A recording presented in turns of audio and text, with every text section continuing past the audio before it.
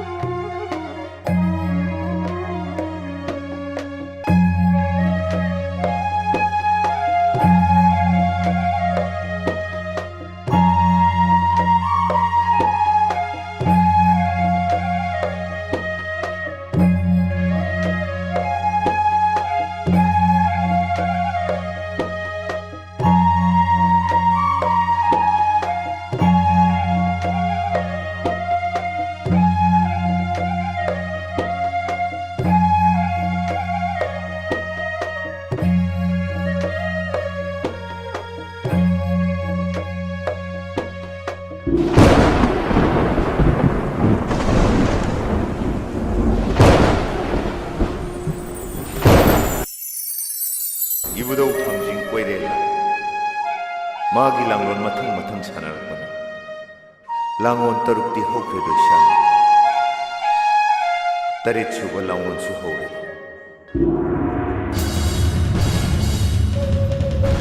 나하리 우리엠바디 노마다 뽑바 맞자디 니니시바 엉나디 아이 보이레 타르게 니 보이레 타르게 에이 세이소 Ay, tere! Ay, tere! Ibu daw thangting magi langon teretki kumayasina karamba kumhaibu oirigaba khangningbana langtak naredo isabi 이샤나 뭉시크바 와리니다 이부더욱이 랑온 따릿기 꾸마이야시리 마뿡모이나 모이랑 람자 컴바가 모이랑 닝토기 마나오 이부모 징쿠 나하 텔헤이버기 마몸 로이토이비가 마코이 아니기 뭉시 누몰기 와리니도 이샤나 khamba thoibigi langon onthokna nuksi khrani dai sabi 또르붕 람자우 사단 닝토 사나 콩랭바다 cây 마뻘 쫑토럭두나 닝토기 야이비 땜심나락바다 닝토 마나야 짠 아토바 뿌레엠바나 쫑토럭두나 cây 마뻘 라두 파르가 이 닝토다 깔라바다 닝토나 파이마 뿡닝 뺀만 키다나 마나야 짠바다 아빠암바니 저로 하이락라바다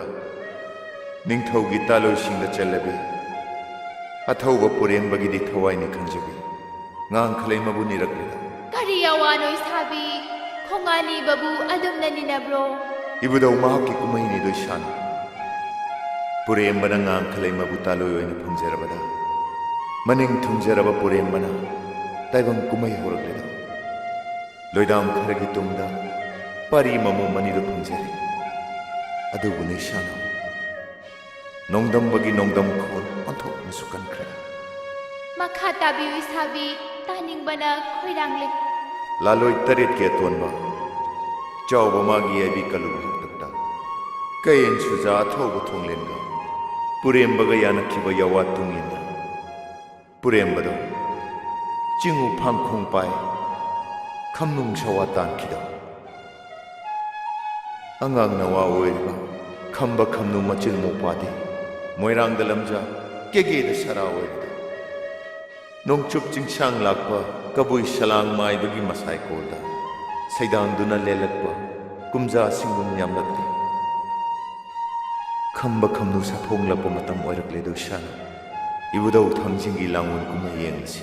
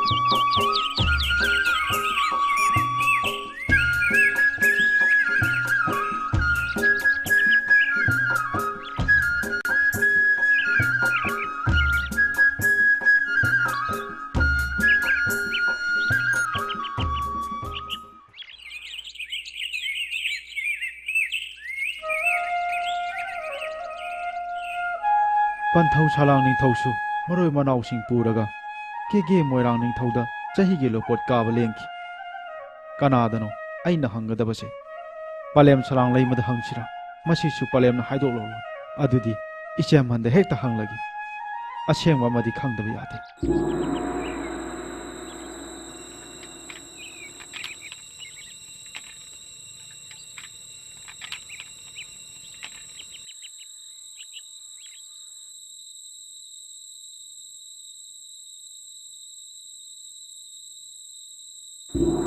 Laksaida Tara Changan Charaga Pamlong Galuge Kanduna Ichemuk Yatang Lauduna Lakpabu Shamal Lemana Vishinduna Mathau Tauge di Ningdana Aibu Uraga Karena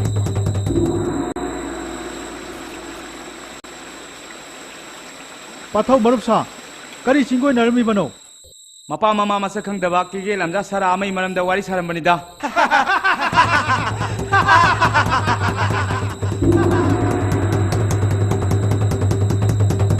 Hey Kangani Yeah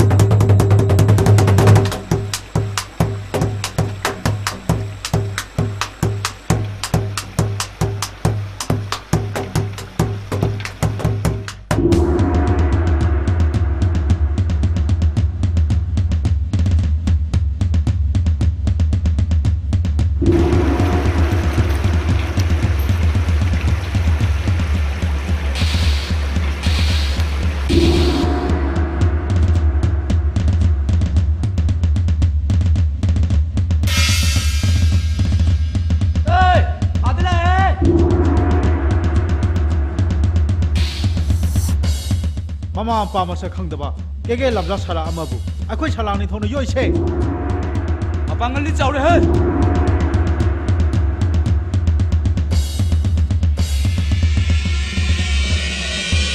pakhang kai du di phare ne adu marun ni thokte he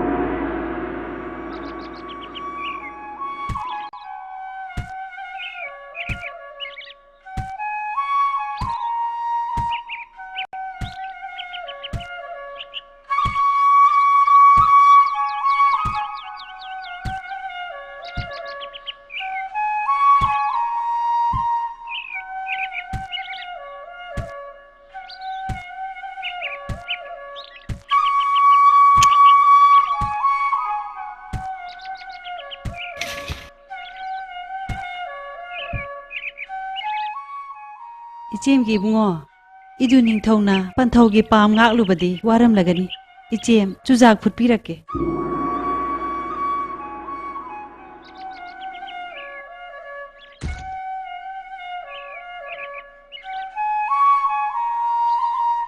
이치엠기 이붕어 낭기 사모 학장다 우풀 와이풀 떼이부부 까나가 카나자이네루버기 ꯏꯆꯦꯝ ꯍꯟ ꯌꯥꯋꯥ ꯐꯤꯒꯩ ꯁꯦꯡꯕꯤꯌꯨ ꯑꯩꯈꯣꯏꯕꯨ ꯄꯣꯛꯄ ꯄꯂꯦꯝ ꯄꯟꯊꯧ ꯀꯅꯥꯅꯣ ꯂꯝꯂꯦꯟ ꯀꯩꯗ ꯂꯩꯕꯒꯦ मचिल मरे हेनबा लोइबी चा कनाना सिनगोइनबा यावानो इदु निंथौ अइखोइ अनिबु योपी थाकपिरिबा पलेम पंथौ अनिसे इचिलि पावु हेक पोकपनि ꯏꯆꯦꯝꯅ ꯌꯥꯋꯥ ꯆꯤꯡꯒꯣꯏ ꯁꯦꯡꯗ꯭ꯔꯕꯗꯤ ꯉꯁꯤ ꯀꯣꯔꯧꯗꯒꯤ ꯅꯧꯄꯥꯗꯤ ꯇꯔꯥ ꯆꯥꯛ ꯆꯥꯖꯔꯣꯏ ꯂꯥꯏꯖ ꯏꯁꯤꯡ ꯊꯛꯆꯔꯣꯏ ꯌꯥꯕꯤ ꯊꯋꯥꯏ ꯃꯥꯡꯂꯕꯁꯨ ꯃꯗꯨ ꯃꯉꯥꯏ इचेमगी बोनुसिबा इचिलि पावु पोकपा पलेम पंथौ अनिदि यामजे मैरा मुत्तुना खोरौ नोंगा आख्रेदो हौजी इचिलि पावु योपी थाकपिरिबा मचागुमना लूना चाना तौबिरिबा पंथौ सलांग निंथौसे पंथौ इपागी मरुपनि अइखोइबु पोकपा पंथौना खमनुंग सवा तालमदाइदा इचिलि पावु पंथौ सलांग निंथौदा सिनेरंबनि इदु निंथौ अहल अनीसे इचिलि उपागिदि पलेम पंथौनि मैताना वाखै खरबसु मखोय अनिगी लमंदी सिंगम लरोइदो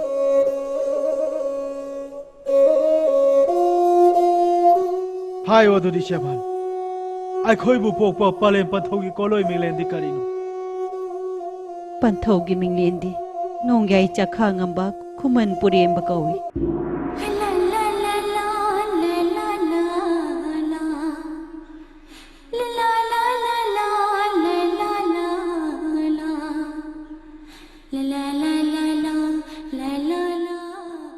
निंथौ मचा अंगंबा मपुगी ये थांग ओइबना केगी कंगला काबदा दोलाई फैना तोंगबा अकुंबदा यांगोय सगोल तोंगबा मनाई मसलना येट का ओइगा थौगल तौबा निंथौ मना लो फंगदुना केगेदा मनिंग मखा तमना पालमी बनिदो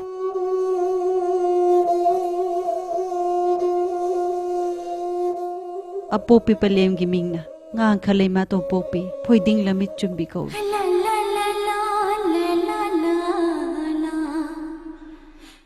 apopa palem panthau thanbiramba lori yumpham ka mapalgi yumjau ke ge chengai pat lai ichilu pagi awat pakari su leite nahaki pangal sare phadri khanduna ichiemna panthau salang ningthaugi sangaida saidang duna leiribani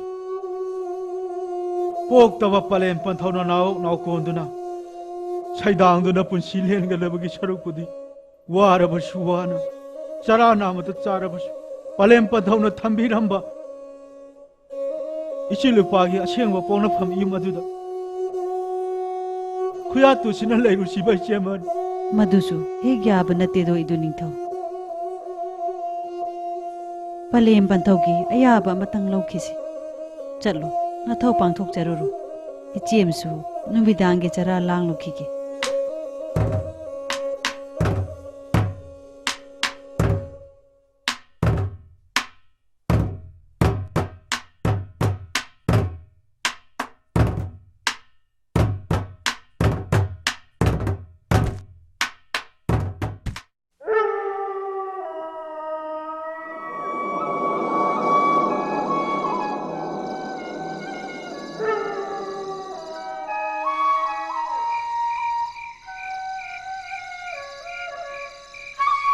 अदुदी नपारी नमोम अनीबू अदुक नाक्ता कौरऊ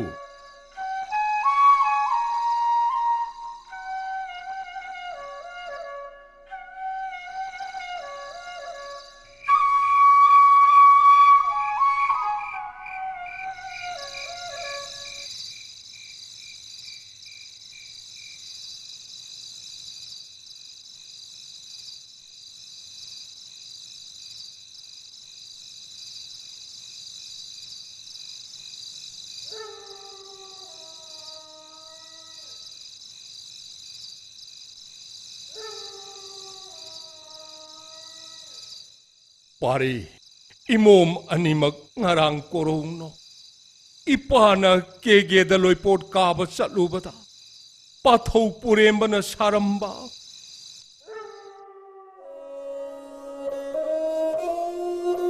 ꯀꯥ ꯃꯥꯄꯜ ꯁꯥꯡꯕ ꯌꯨꯝꯖꯥꯎ ꯍꯧꯖꯤꯛ ꯐꯥꯎꯕ ꯍꯦꯛ ꯀꯥꯏꯗꯅ ꯂꯩꯔꯝꯕꯗꯨ ꯎꯕꯗ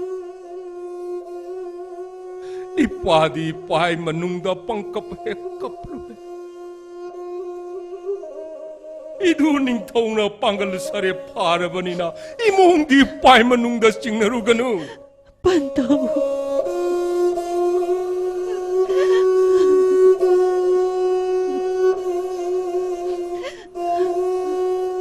꼬록 싱붐 카라당 오이러버쇼 나도 닝토기 마닝 통나바 빨렘 판타우나 사람바 윰자오 아두달레요 누아이트라간 이빠기 낙다 떠나 핵 할로와이라 우다나 Pantaw.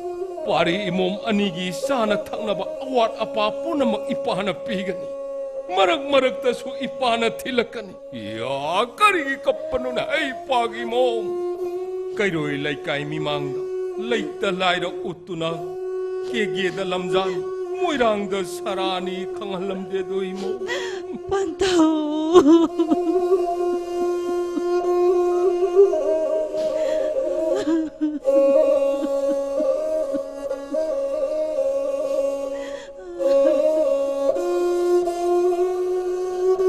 Ipagi mo, karinong gipay manungda sing na parela.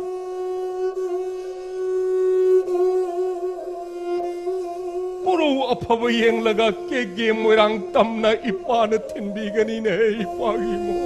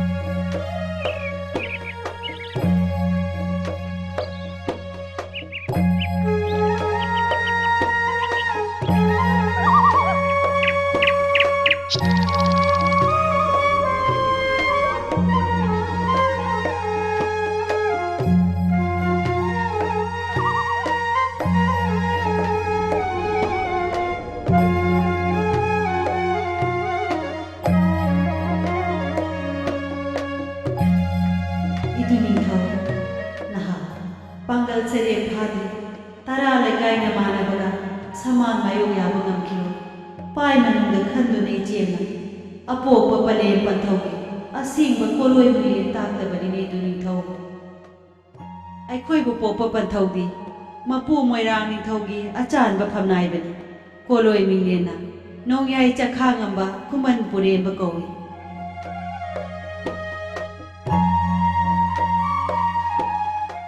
iduning thau koro wase thengji lagle tara lukoi lang na ba ichem ingkhol da ki chamlo mathil thiru khige pamel singja do khara thijeluro tara lukoi lang na ba Pamen singja thekcharu khige chem han jamlo matheng langbiru ro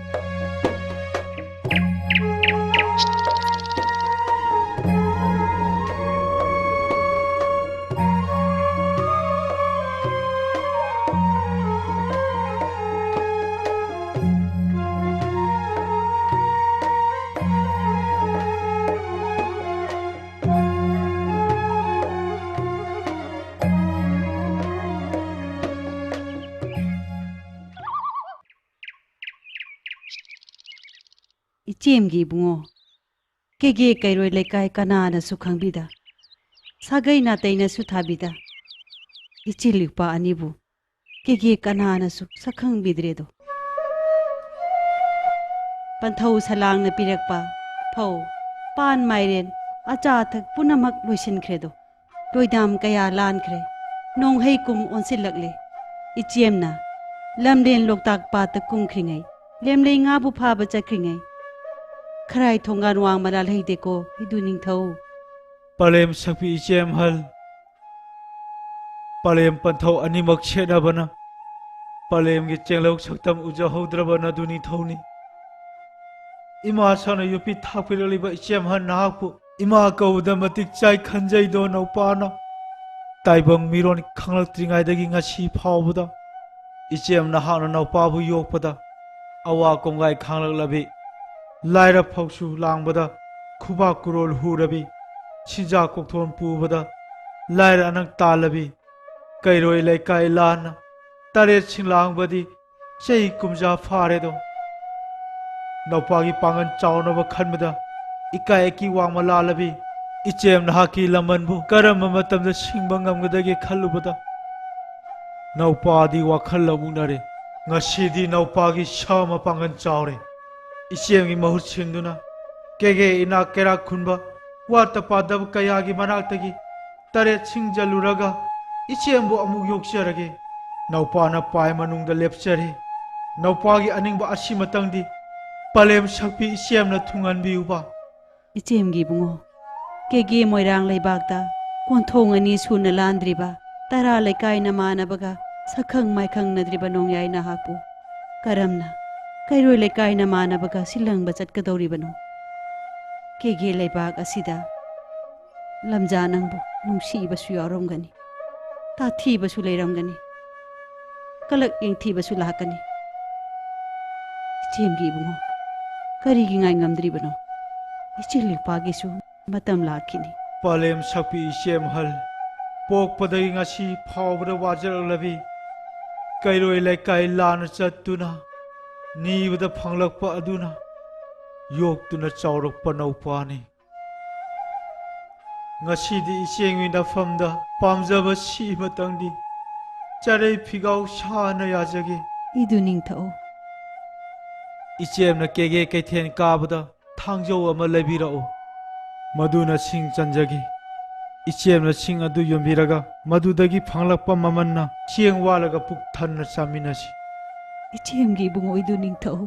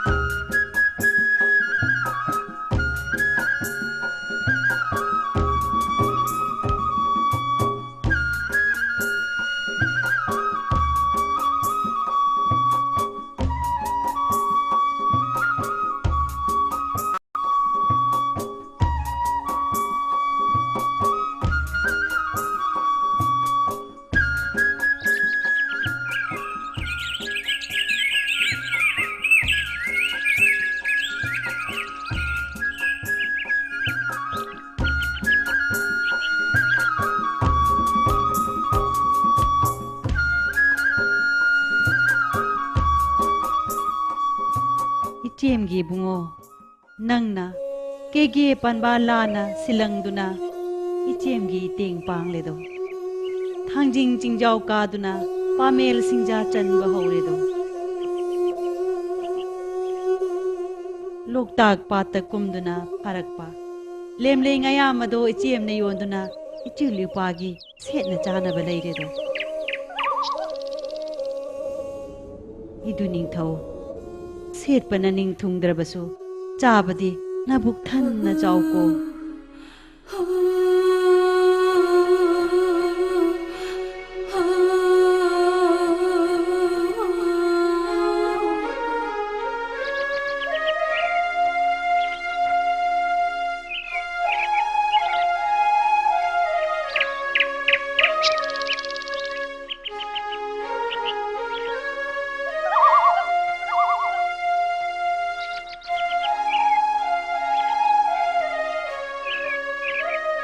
Ibungo नहाकपु केगे कनागी मचादो करी लेकाय the लेबनो कोलोय मिंगले न करी कौबुगे इयाम्बा केगे लमजा मसानी इमिंगना लाइरब कौजे खुंथक्ता लेजबनी ऐसु खुंथक्ता लेबनी कोलोय मिंगले न तारी नामोय जांब कौई इनाव नहाक न नोंगानबदगी Pammel सिंजा लांगबसे कोरो मसिंग यामलकले इयाम्बन उरकलिबा सिंजा कोकथोंग सिनदी नोमगी चरा तमक फंगनी इनाव हयेंदी इयाम्बगने ꯃꯐꯝ ꯑꯁꯤꯃꯛꯇꯗ ꯋꯥꯡꯂꯦꯟ ꯄꯨꯡꯖꯥ ꯑꯁꯤꯃꯛꯇꯗ ꯎꯅꯁꯤ ꯏꯌꯥꯝꯕꯅ ꯅꯍꯥꯛꯀꯤ ꯊꯕꯛ ꯁꯤꯟꯊꯥ ꯑꯐꯕ ꯑꯃ ꯄꯤꯕꯤꯒꯦ ꯑꯗꯨꯗꯤ ꯅꯅꯥꯎꯒꯤ ꯂꯥꯏꯕꯛ ꯌꯥꯝꯅ ꯐꯕꯅꯤ ꯏꯌꯥꯝꯕꯅ ꯁꯣꯏꯗꯅ ꯁꯦꯝꯕꯤꯌꯨ ꯍꯌꯦꯡ ꯑꯌꯨꯛ ꯅꯅꯥꯎ ꯃꯐꯝ ꯑꯁꯤꯗ ꯉꯥꯏꯖꯔꯝꯒꯦ ꯑꯗꯨꯗꯤ ꯏꯌꯥꯝꯕ ꯈꯣꯡꯗꯣꯏꯖꯔꯒꯦ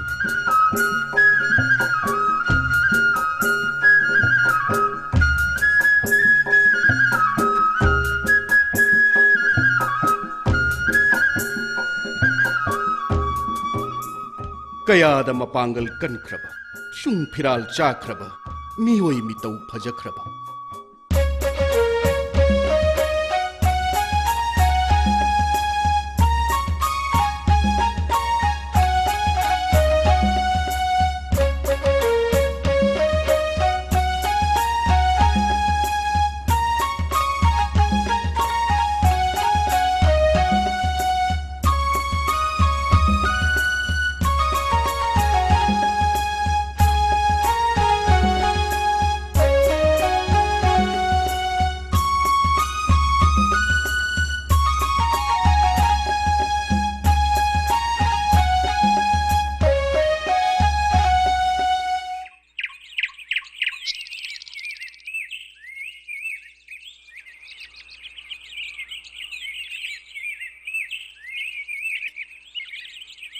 ꯉꯔꯥꯡꯒꯤ ꯏꯌꯥꯝꯕꯗꯨꯅ ꯑꯩꯉꯣꯟꯗ ꯍꯥꯏꯔꯝꯃꯤꯕ ꯋꯥꯐꯝꯗꯨꯕꯨ ꯑꯩꯕꯨ ꯂꯛꯅꯔꯤꯕ ꯖꯥꯠꯂꯥ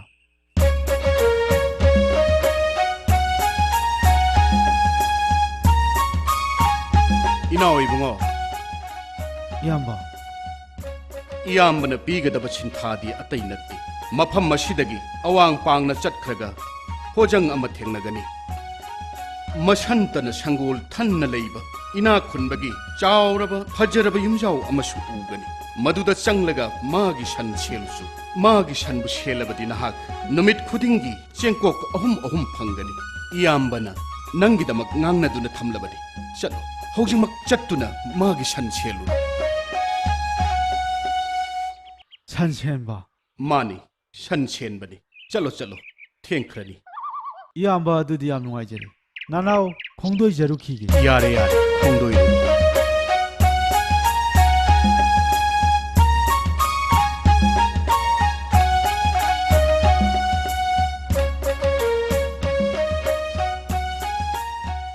ꯍꯦ ꯕꯨꯙꯧ ꯊꯥꯡꯖꯤꯡ ꯏꯅꯥꯎꯁꯤꯕꯨ ꯀꯨꯕꯤꯌꯨꯀꯣ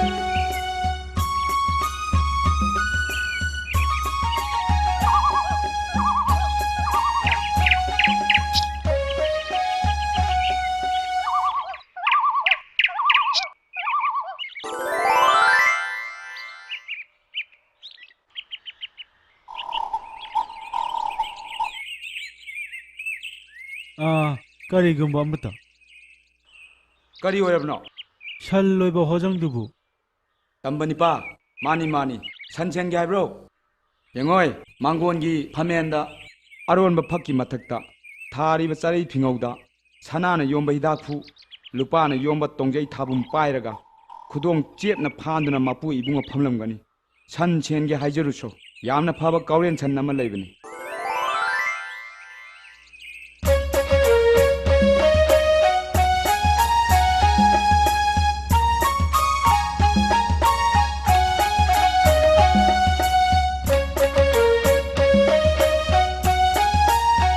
चलो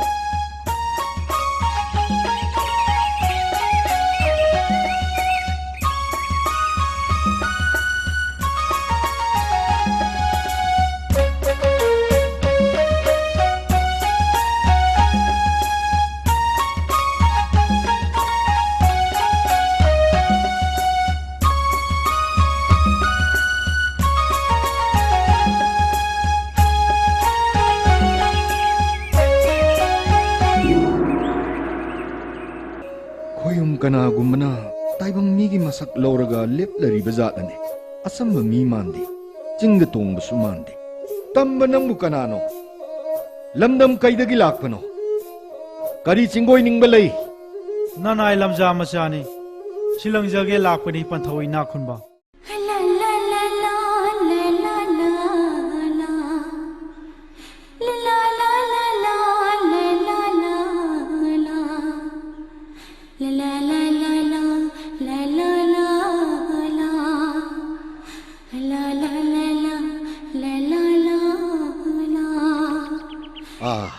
ꯇꯝꯕ ꯀꯔꯤ ꯁꯤꯟꯊꯥꯅꯣ ꯅꯪꯅ ꯄꯥꯝꯃꯤꯕꯁꯦ ngasi koro numitta nanai da sintha amata dipinabiu san chelu senjage laibak pu tau taujage ꯇꯝꯕ ꯅꯪꯕꯨ ꯀꯦꯒꯦ ꯀꯅꯥꯒꯤ ꯃꯆꯥꯅꯣꯅꯦ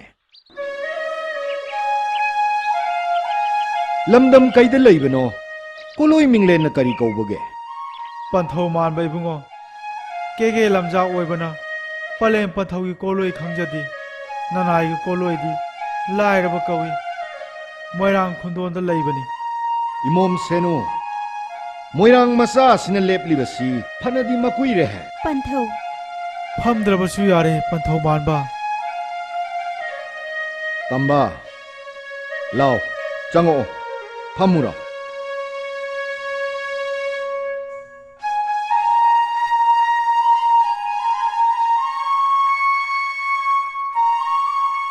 ꯂꯥꯏꯔꯕ ꯅꯪꯕꯨ ꯀꯦꯒꯦ ꯃꯣꯏꯔꯥꯡ ꯂꯩꯕꯥꯛꯀꯤ ꯅꯤꯡꯊꯧꯒꯤ ꯃꯅꯥꯎ ꯏꯕꯨꯡꯉꯣ ꯆꯤꯡꯈꯨꯅ ꯍꯥꯠꯇꯦ ꯂꯩꯕ ꯈꯥꯕ ꯈꯨꯆꯨꯝꯕ ꯍꯥꯏꯅꯕ ꯀꯣꯂꯣꯏ ꯃꯤꯡꯂꯦꯟꯗꯨ ꯇꯥꯕ꯭ꯔꯥ ꯆꯦꯡꯂꯧ ꯃꯁꯛ ꯈꯪꯕ꯭ꯔꯥ nanai lamjadi kege mirak tindabana khungang laikai landabana mapu gi koloi minglendi tajai chenglou shakti khangjadi ꯋꯥꯡꯒꯣꯜ ꯅꯤꯡꯊꯧ ꯍꯥꯏꯅꯕꯗꯨ ꯑꯩꯅꯤꯅꯦ ꯏꯕꯣ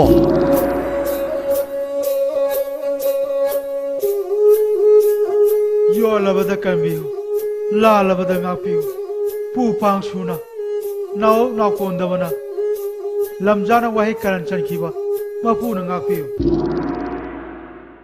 ꯍꯧꯒꯠꯂꯨ ꯍꯧꯒꯠꯂꯨ ꯂꯥꯏꯔꯕ ꯈꯪꯗꯗꯨꯅ ꯇꯧꯕꯅꯤ ꯅꯪꯒꯤ ꯅꯔꯥꯜ ꯂꯩꯇꯦ ꯅꯍꯥꯛ ꯑꯩꯒꯤ ꯁꯪꯒꯣꯜꯗ ꯐꯥꯖꯤꯟꯗꯨꯅ ꯊꯝꯂꯤꯕ ꯑꯉꯥꯎꯕ ꯀꯥꯎꯔꯦꯜ ꯑꯁꯤ ꯁꯦꯟꯅꯕ ꯉꯝꯒꯗ꯭ꯔꯥ mapu gi thaujan phangjarabadi nanai lamja ngamjagani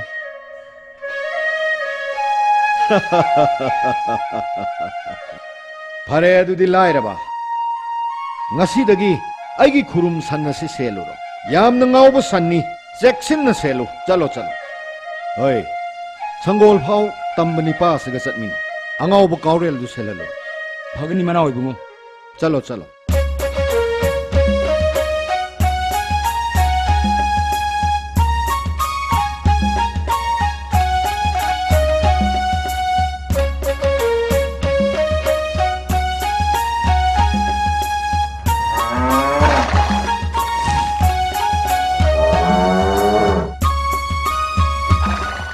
이나오 이붕어 섹신나 시엘로 얌나 ngāuba 산니 phagani yamba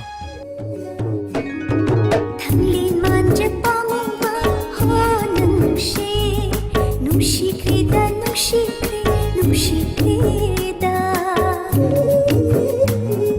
Thanglin manje pangwa ho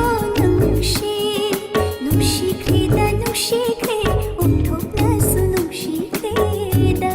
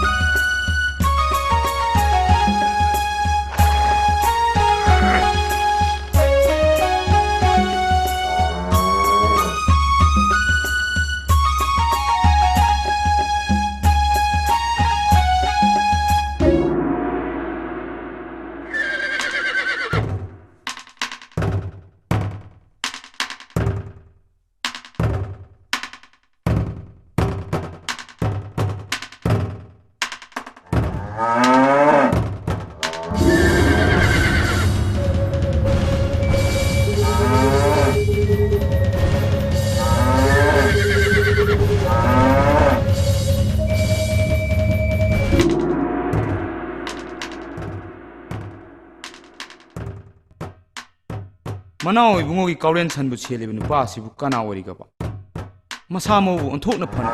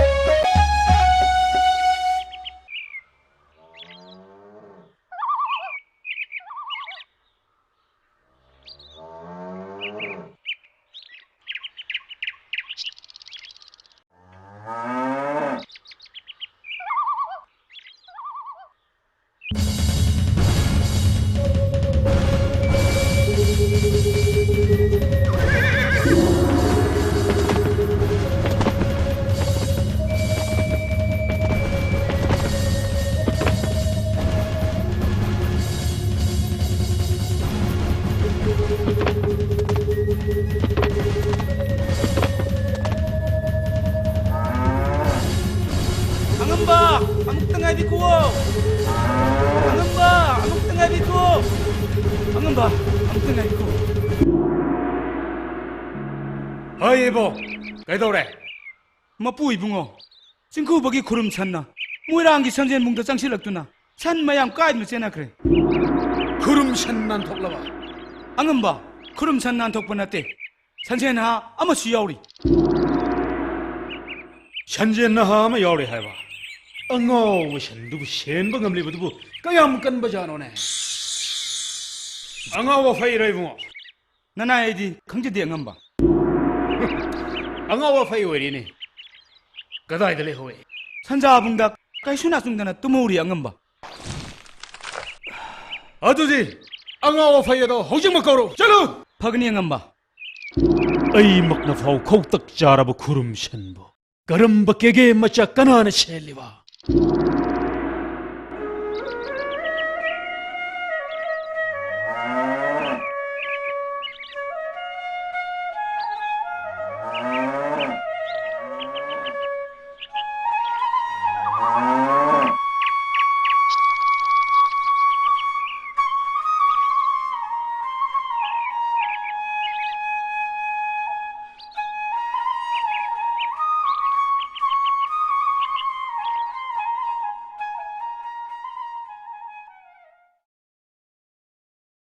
Hey, tamban pa. Hey, nang muni ni kauripse. Tamban pa nangbu angom nungman kungyan bana amuk talaw hari. ꯑꯩꯗꯤ ꯃꯤꯅ ꯀꯧꯕ ꯆꯠꯇꯦ ꯋꯥꯔꯤ ꯁꯥꯟꯅꯅꯤꯡꯕ ꯂꯩꯔꯕꯗꯤ ꯂꯥꯛꯑꯣ ꯍꯥꯏꯌꯨ Masidi ang ipun pa ni. Pay pay.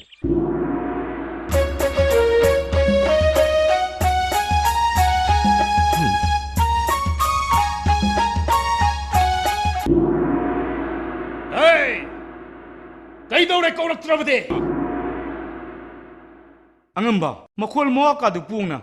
Ay di mina ko ba sate kumlay angamba. Iya! Adudi, nongbal ay kege lebaksida hinglubagi kanadredana. Masidi sinati angamba. Haining maleraga laktuna hayo law hari. Iya!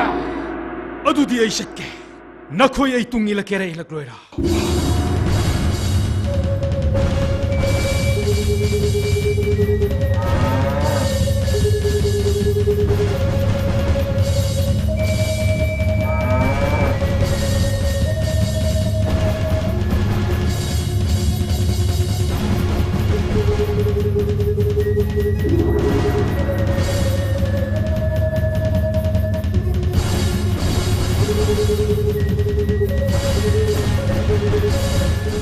Adele angamba.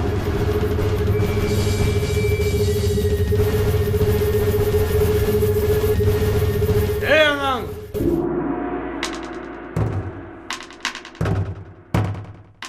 Shidalo!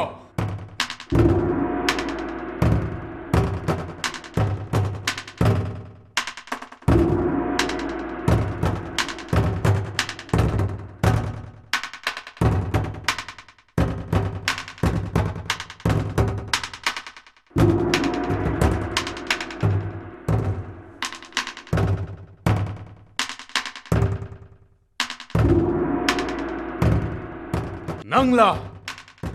Manaw ibungogi shansheli haibado. ꯀꯩꯗꯧꯔꯦ ꯃꯥꯅꯤꯅꯦ ꯑꯍꯜ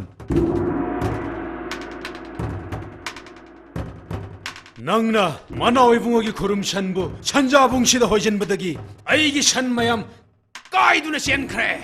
ꯅꯪꯒꯤ ꯁꯟ ꯍꯧꯖꯤꯛꯃꯛ ꯍꯣꯏꯗꯣꯛꯈꯣ. ꯑꯩꯒꯤ ꯁꯟꯒ ꯅꯪꯒꯤ ꯁꯟꯒ ꯇꯤꯟꯅꯕ ꯌꯥꯗ꯭ꯔꯕꯗꯤ ꯅꯪꯒꯤꯗꯣ ꯍꯣꯏꯗꯣꯛꯀꯣ. ꯑꯉꯥꯡ ꯅꯪ ꯅꯆꯤꯟ ꯅꯌꯥ ꯌꯥꯡꯃꯜꯂꯦ. ꯊꯛ ꯈꯥ ꯅꯥꯏꯕ ꯇꯝꯃꯣ. ꯅꯪꯒꯤ ꯋꯥꯒꯤ ꯄꯥꯎꯈꯨꯝ ꯄꯤꯕꯅꯤ. ꯃꯁꯤꯒꯤ ꯑꯉꯥꯡꯁꯤ ꯃꯇꯝ ꯆꯥꯅ ꯋꯥꯔꯛ ꯋꯥꯇꯦꯝ ꯍꯧꯗ꯭ꯔꯕꯗꯤ ꯈꯨꯗꯣꯡꯊꯤꯕ ꯅꯪꯕ ꯌꯥꯏ. ꯑꯃꯨꯛꯇꯪ ꯍꯪꯗꯨꯅ ꯌꯦꯡꯒꯦ ꯑꯩꯒ ꯃꯨꯛꯅꯥ ꯁꯥꯟꯅꯕ ꯉꯝꯕ꯭ꯔꯥ ꯍꯥꯏꯅ.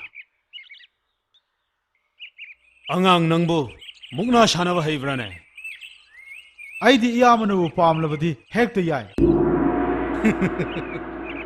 ꯑꯉꯥꯡ ꯅꯐꯤ ꯁꯦꯝꯃꯨ ꯃꯨꯛꯅꯥ ꯇꯝꯕꯤꯒꯦ.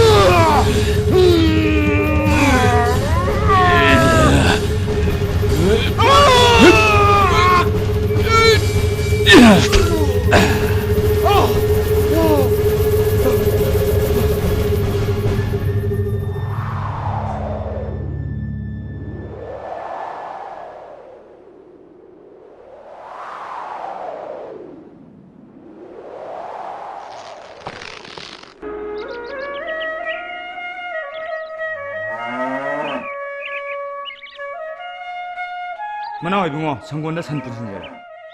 Ipagi manay, ngaiko. Laita laira sainabu khangmanduna ika iki wang malana. Silang balak liba midabu fattaba sing piba haunadi. Se, tiangko ahum aina olak labani. Mapui bungo nanay busing ceko uhum. Lairaba. Laurose nangi seng kok ahum ni. Nang na san selubagi awaman ni ko.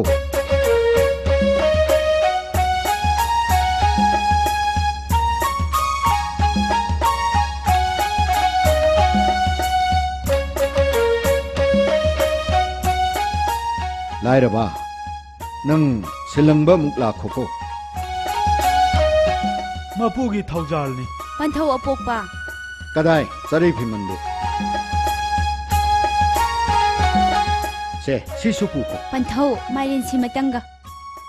Nang na pa madi pi ko. La la la la la la la la la la la la la la. Adudi naran yaida hallo ko. Phagani manaw ibungo. Thanglin manje pamumba ho nushi nushi krida nushi krida. Thanglin manje pamumba ho nushi nushi krida umthok na su nushi krida.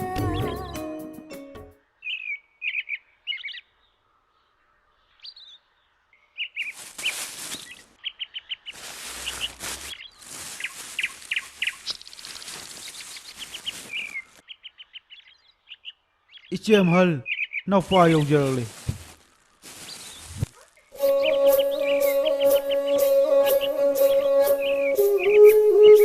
Idu ningtho.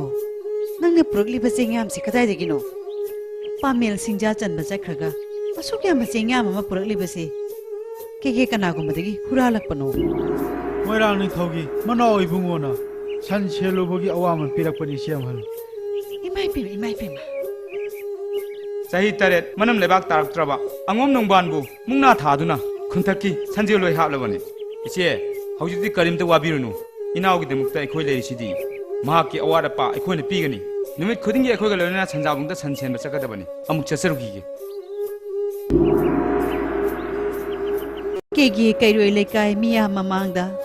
Idu ningthogi samu pagal sare patringe. Ipagi mohut mareng sin mangamdringai da. Lama khangda mang bataraba. Ichemgi bungoi du ningthau. Hayeng digi nang sanchen ba chapa yararoi ko.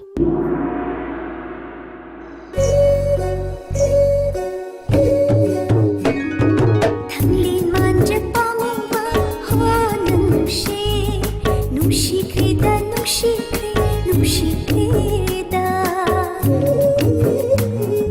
Thanglin manje pamumba ho nushi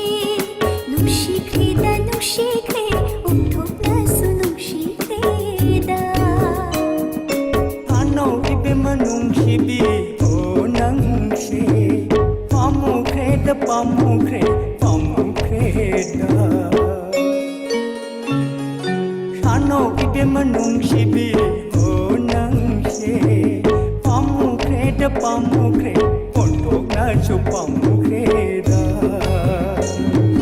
Thamoy ani amata oi Pamu nungsi wai tunglani da Oh wai tunglani da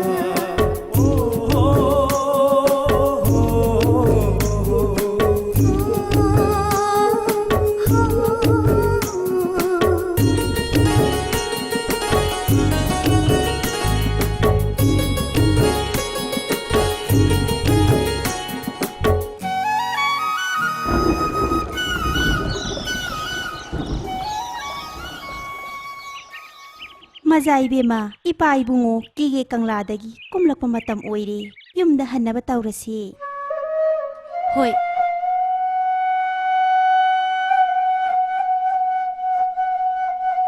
Salasi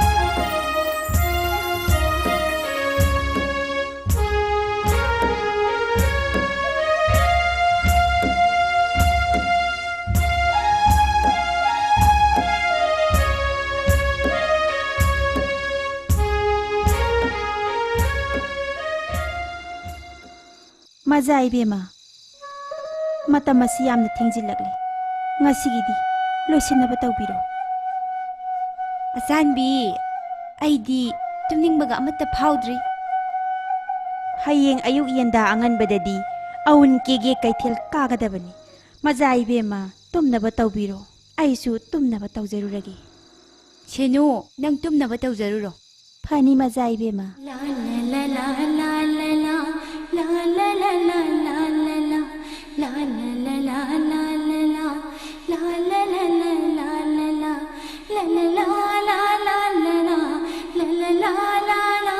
la La la la la la la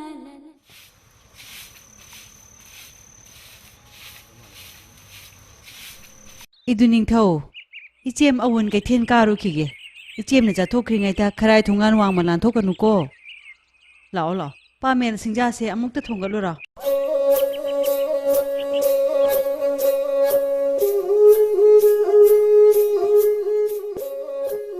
Kege tadaba tauro moirang khangdaba khangoro moirangi kaithel mapan gi manungda nupi tana kanaba aun kaithel da wangol ningthogi mamum loi amat tapuk sabi thadoina ngasi korau nongjada aun kaithel gi manakta mikup khara pothari kege tadaba tauro moirang khangdaba khangoro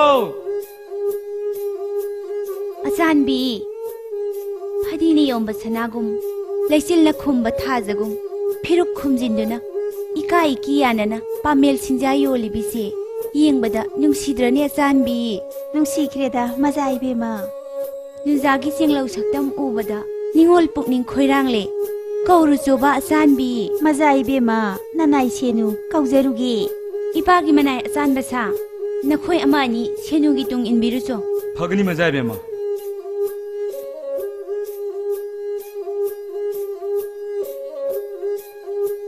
Chenu, khonglai khara thurau ko.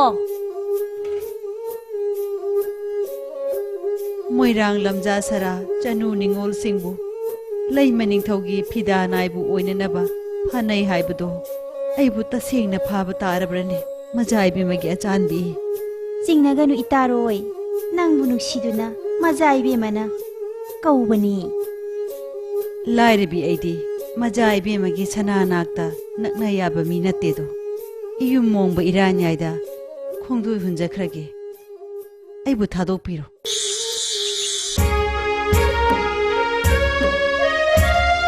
Yengoi Ada Mazai bema su lengatli kari haini Mazai bema na aigi tum ilo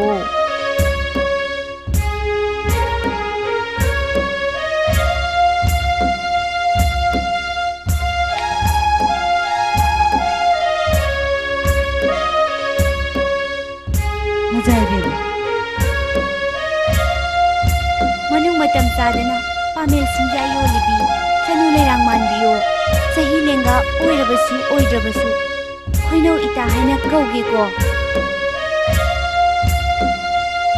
ꯄꯂꯦꯝꯅ ꯀꯩꯗ ꯆꯠꯈ꯭ꯔꯦ ꯄꯟꯊꯧꯅ ꯀꯗꯥꯏꯗ ꯂꯩꯈ꯭ꯔꯦ ꯀꯣꯂꯣꯏꯅ ꯀꯔꯤ ꯀꯧꯕꯒꯦ ꯃꯣꯏꯔꯥꯡ ꯀꯔꯤ ꯂꯩꯀꯥꯏꯗ ꯂꯩꯕꯅꯣ ꯄꯥꯏ ꯃꯅꯨꯡꯗ ꯆꯤꯡꯅꯒꯅꯣ ꯌꯥꯋꯥ ꯐꯤꯗꯩ ꯁꯦꯡꯕꯤꯌꯣ ꯃꯖꯥ ꯏꯕꯦꯝꯃ ꯅꯅꯥꯏ ꯑꯩꯗꯤ ꯂꯝꯖꯥꯟ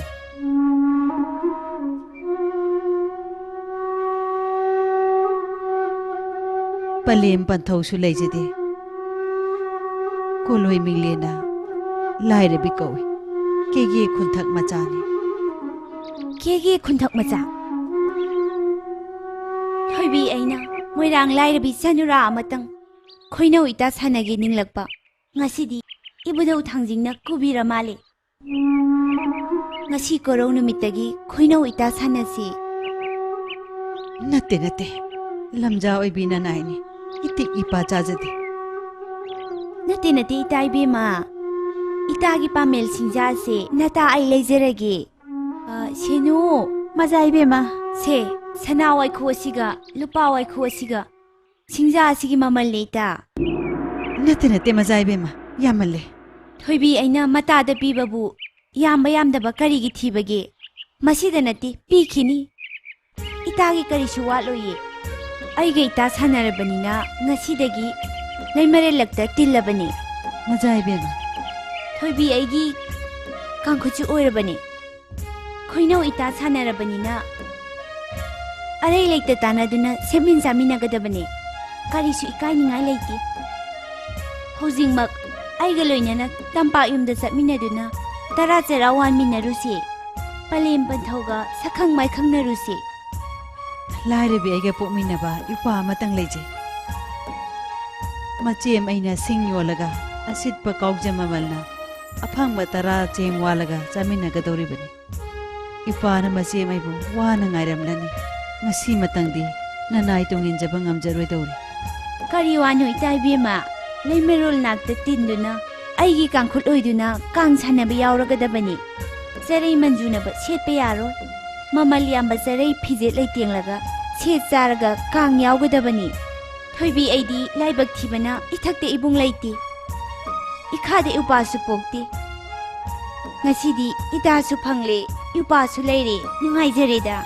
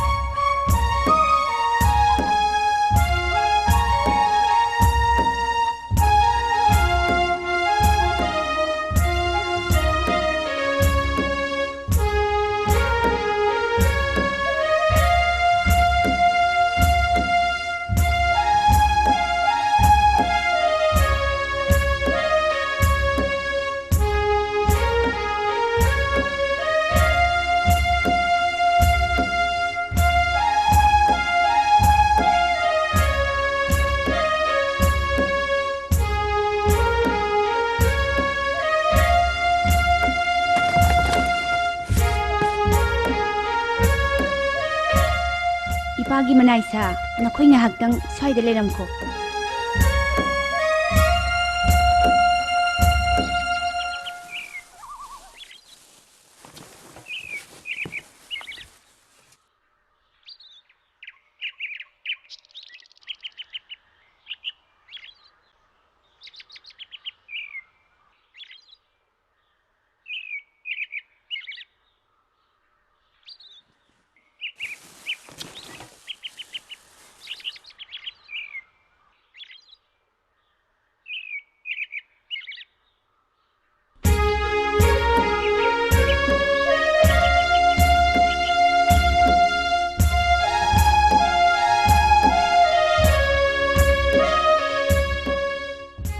ibema sida kapona uplibasibu karino ita Mazay bema. Kumana pokpani. ꯑꯣ ꯈꯨꯃꯟ ꯄꯣꯛꯄꯅꯦꯕ ꯑꯗꯨꯗꯤ ꯏꯇꯥ ꯈꯨꯃꯟ ꯄꯣꯛꯄ ꯈꯨꯔꯨꯝꯖꯒꯦ ꯍꯩꯔꯥꯡ ꯂꯩꯔꯥꯡ ꯈꯔꯗꯪ ꯍꯦꯛꯄꯤꯔꯨꯁꯨ ꯂꯥ ꯂꯥꯇꯣꯟ ꯑꯃꯁꯨ ꯌꯥꯎꯕꯤꯔꯛꯑꯣ Phagani mazay bema.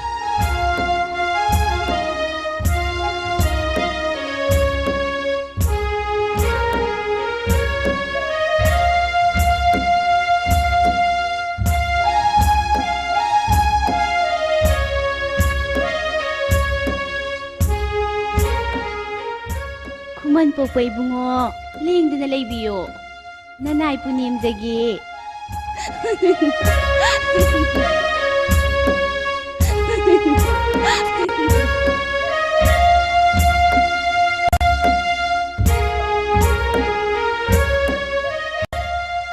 Mazay bema.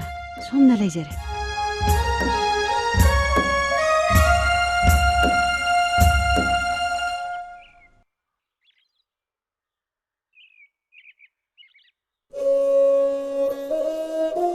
ꯍꯦ ꯈꯨꯃꯟ ꯄꯣꯛꯄ ꯏꯕꯨꯙꯧ ꯅꯍꯥꯛꯇꯤ ꯈꯣꯌꯨꯝ ꯂꯥꯏꯅꯤꯅ ꯅꯃꯨ ꯇꯥꯏꯕꯪ ꯃꯤꯒꯤ ꯎꯟꯕꯤ ꯄꯨꯛꯅꯤꯡ ꯈꯪꯕꯤ ꯎꯕꯤꯕ ꯃꯄꯨꯅꯤꯗꯣ ꯊꯣꯏꯕꯤ ꯑꯩꯅ ꯅꯤꯡꯖꯕ ꯄꯨꯛꯅꯤꯡ ꯊꯨꯡꯍꯟꯕꯤꯌꯣ ꯁꯛꯈꯪꯗꯕ ꯃꯥꯒ ꯂꯥꯏꯕꯛ ꯆꯥꯎꯕꯤ ꯑꯩꯒ ꯑꯄꯥꯝ ꯅꯨꯡꯁꯤ ꯋꯥꯏꯊꯨꯡꯅꯖꯒꯦ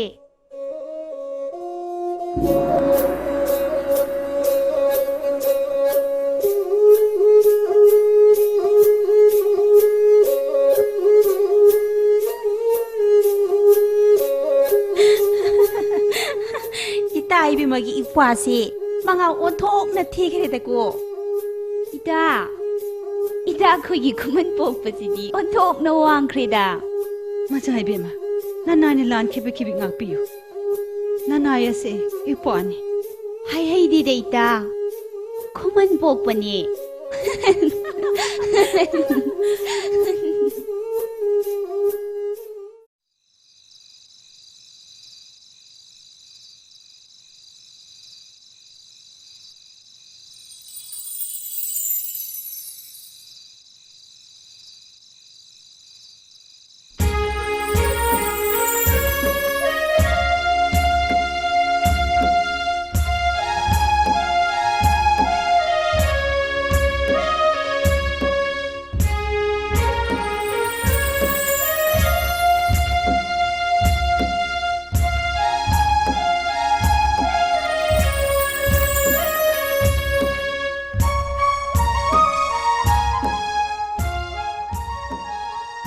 ꯇꯝꯄꯥꯛ ꯌꯨꯝꯗ ꯂꯦꯡꯗꯅ ꯂꯩꯕꯅꯗꯤ ꯑꯩꯒꯤ ꯅꯤꯡꯖꯕ ꯃꯄꯥ ꯊꯨꯡꯕ ꯉꯝꯂꯔꯣꯏ ꯑꯗꯨꯅ ꯍꯌꯦꯡꯗꯤ ꯏꯄꯟ ꯅꯤꯡꯊꯧꯒꯤ ꯃꯅꯥꯛꯇ ꯆꯠꯂꯒꯦ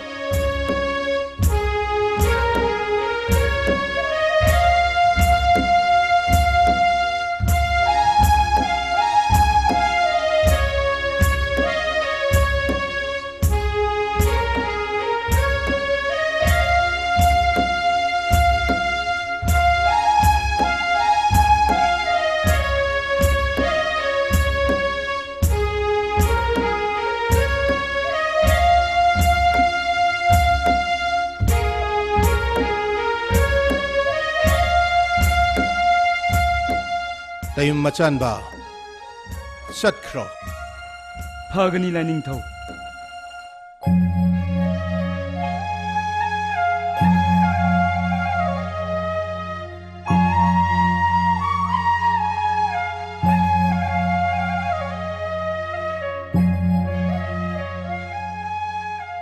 Imom langlen charihan.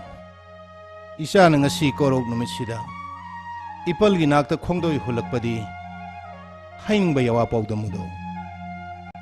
Ipan ningthau sajibu lairin kisi taire kong balay thong phatle kigi lay maron mayam pullaga lamle loktak pat ta kumduna lem lay ngaram talaga tara chakcha haijana jagi ipu loiza ningo lakpagi kangsangda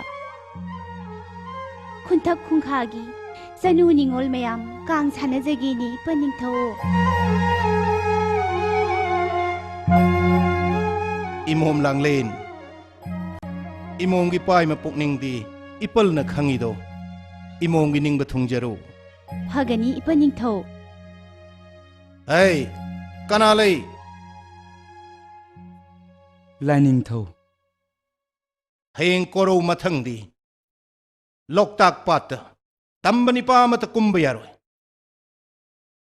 इमोम लांगलेन लेमलई ngarम तान चटकनी केगे सिन मथोंग पाउजेलु फगनी लाइनिंगथौ इमोम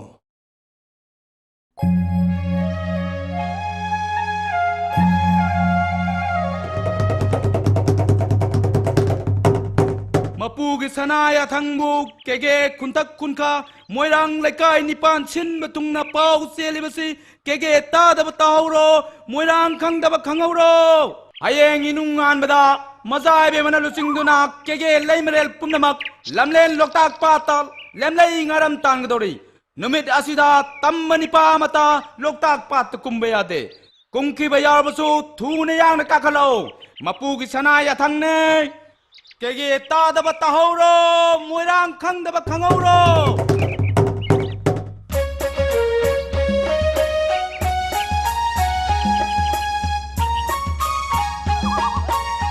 मजाई बे मामता सोइररोय यामने नुंगाइजरे item इनगी खोंजी सिंदो अमुक हने लौथोकपिरो फगनी मजाई बे मा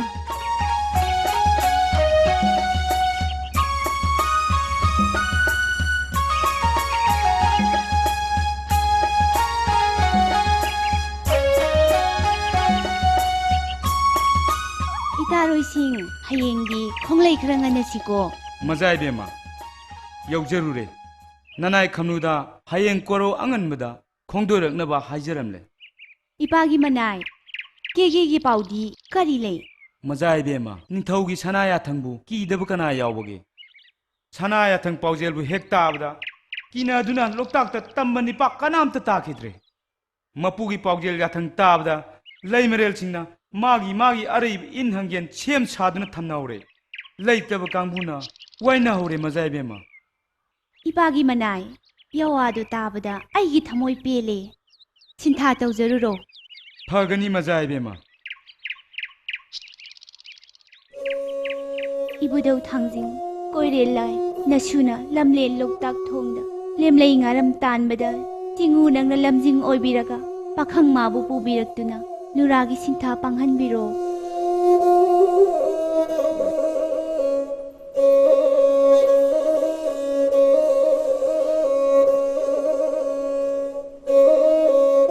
इमोमसा हयेंग लोकताक पाता लेमलई ngarम तानबगी same साब लोइरब्रा लोइजरे पंथौ फरे फरे अवाट अपा नसेम सिंग तानारो फगनी पंथौ इतारोइसिंग नखोइसु सिन्था पांथोकजरुरो फनी मजाई बेमा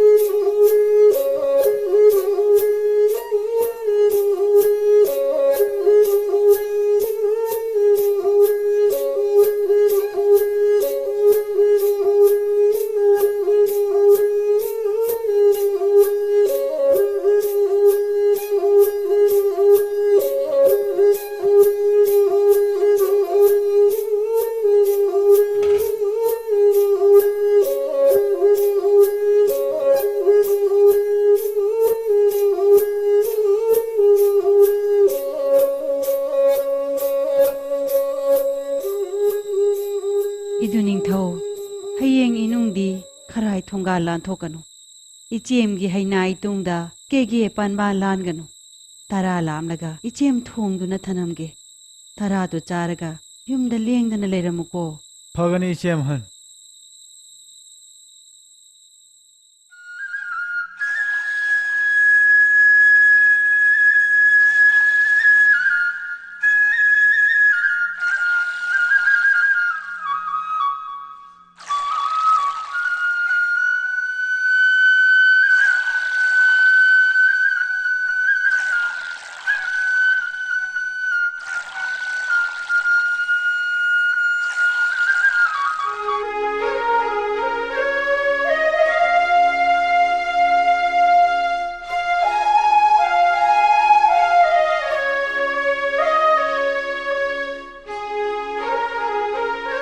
yengdi yening kreda lemeren mayamna lemlei ngaram tan mado adubu isem nadi kharai thonggan lan thokano pawmenarami tara chaksu cha thole ngasi gi korau sibu karam len siba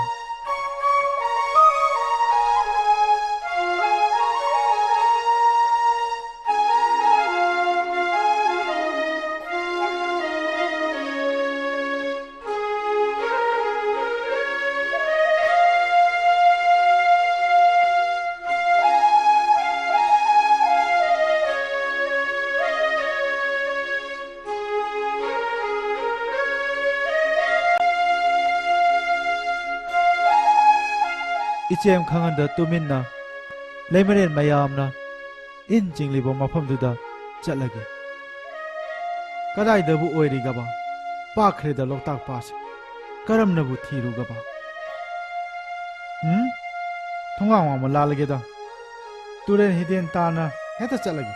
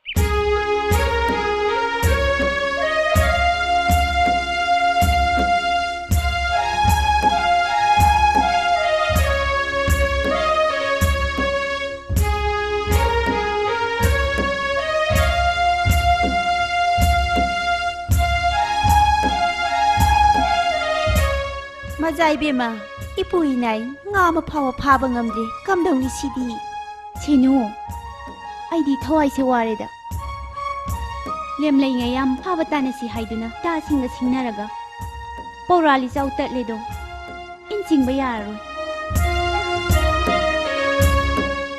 kege ibu pa mayam su ning thawgi chera ki bana kanam ta uraroi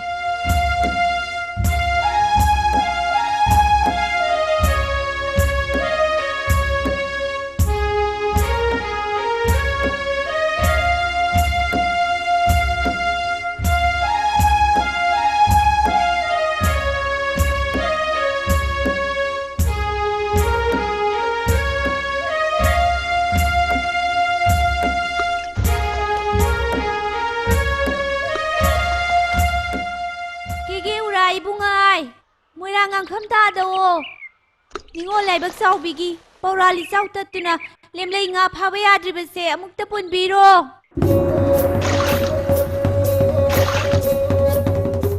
kege masa kanano thobi aibu ipangal sombi nupi jani khanuna usit thoi dabra ipalling thogiya thangna loktak ta tamba nupa amata taba yadi khangna usit thoi dana lak iba tamba nupa se chenu ki tongduna tano aduga phau phani majai bema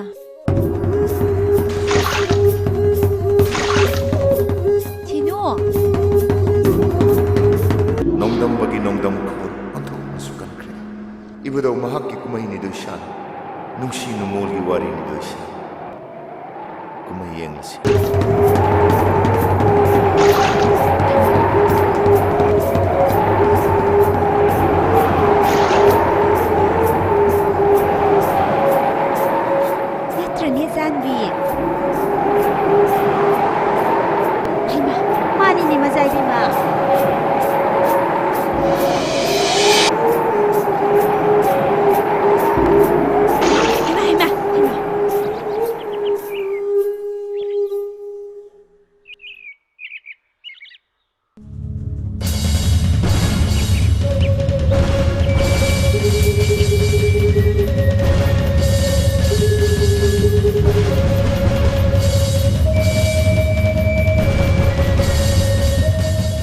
matawno sidi lam irai leita dawna migi in mathak sida hi honjinduna hangen paura thudik piribe sibo cheno nangsu uredana hi jalhan ki bayade hau tamba se kangphal da polo he tamba pakhang kakhalau law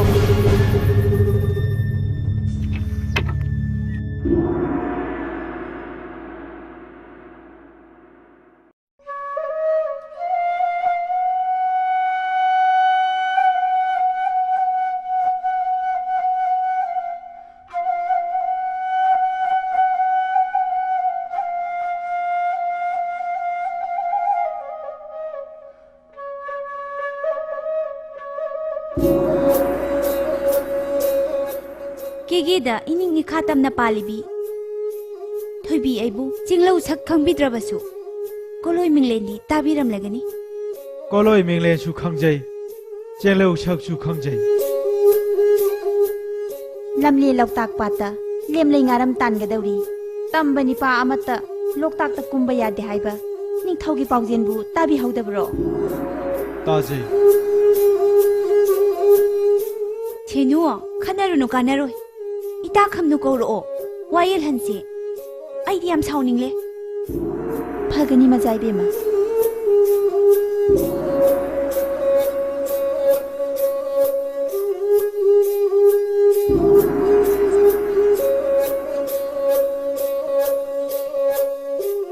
ita majai bema na kauri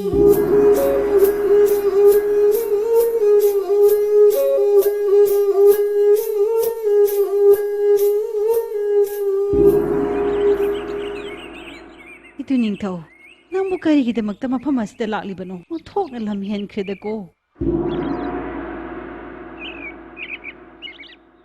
ita kege ibungai moirang angkham ta dase tabu sakhang mai khangdro khangjade majai bema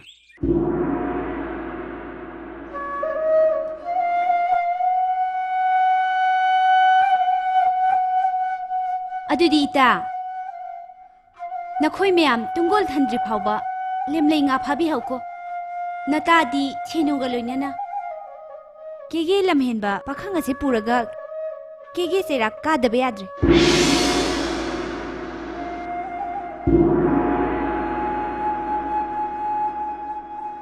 kaidawre ita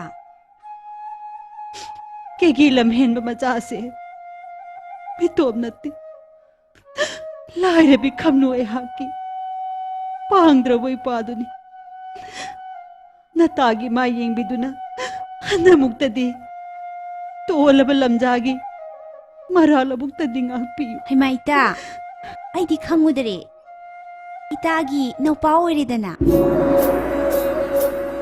ꯅꯨꯡꯁꯤꯗ ꯎꯄꯥꯗꯤ ꯑꯣꯟꯊꯣꯛꯅ ꯆꯥꯎ ꯁꯥꯡꯂꯝꯂꯦꯗ ꯅꯁꯛ ꯅꯇꯧꯅ ꯆꯪꯈꯣꯜꯂꯤꯕ ꯏꯀꯥꯏꯕꯅ ꯊꯤꯒꯜꯂꯤꯕ 이쌤기 이붕어 사우누 사우누 이쌤나 뻥앙앙 그래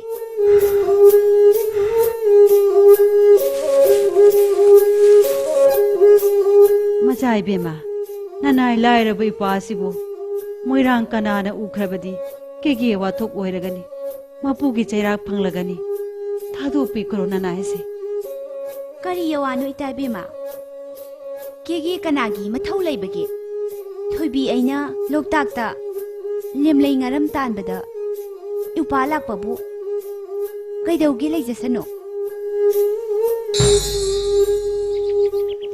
isemgi bungo isegi nakta leiduna lemlei ngaram tanbadum yaukho isedi nga amatabu phaba ngamdri ita ibema wanglen matamsu waisilakle tunggon thanba ngamhauroi ita dum chatlo Macai bema nanai khongdoi jeruki Thanglin manje pamuma ho nushi nushi krida nushi krida Thanglin manje pamuma ho nushi nushi krida umthok nasu nushi krida la la la la la la la la la la la Haima ngasi upana khungdoirakpadi isemdi onthokna nungaijakhreda ikhutna korau nongmadol lamba phangbagumle natrani senu Mani mani Macai bema la la la la la isegi hangen teklibase amukta sembiramo upagi apamba nasemna piganiye Migi chahiga khangdana ipa heta kaubase taba kya nuaiti itagi upani haibaduda mingau phamni yadaduna haijarubani warau bigano ayuma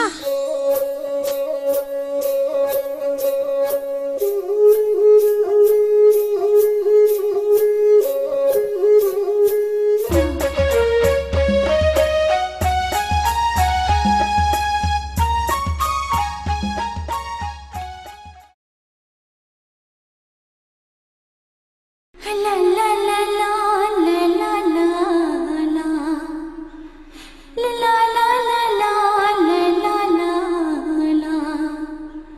la la la la la la la upagi koloi minglenbu kari kaubage aigi mingbudi khamba kawi mingadi yamna phajariba zatnina upa kaubada saurabanina adongi apambado aingonda takpiro aigi apama pibige khallabadi hana sari pandon lombiko aduga kona haijagi aina piba ngamba oirabadi soidana pijagani jingu thangjingna palepna bo oisano ai haiba ikaire hekta haibiyo kaidobage aina pamjabadi atai karisu nate asine Haima si oireko angaubasidi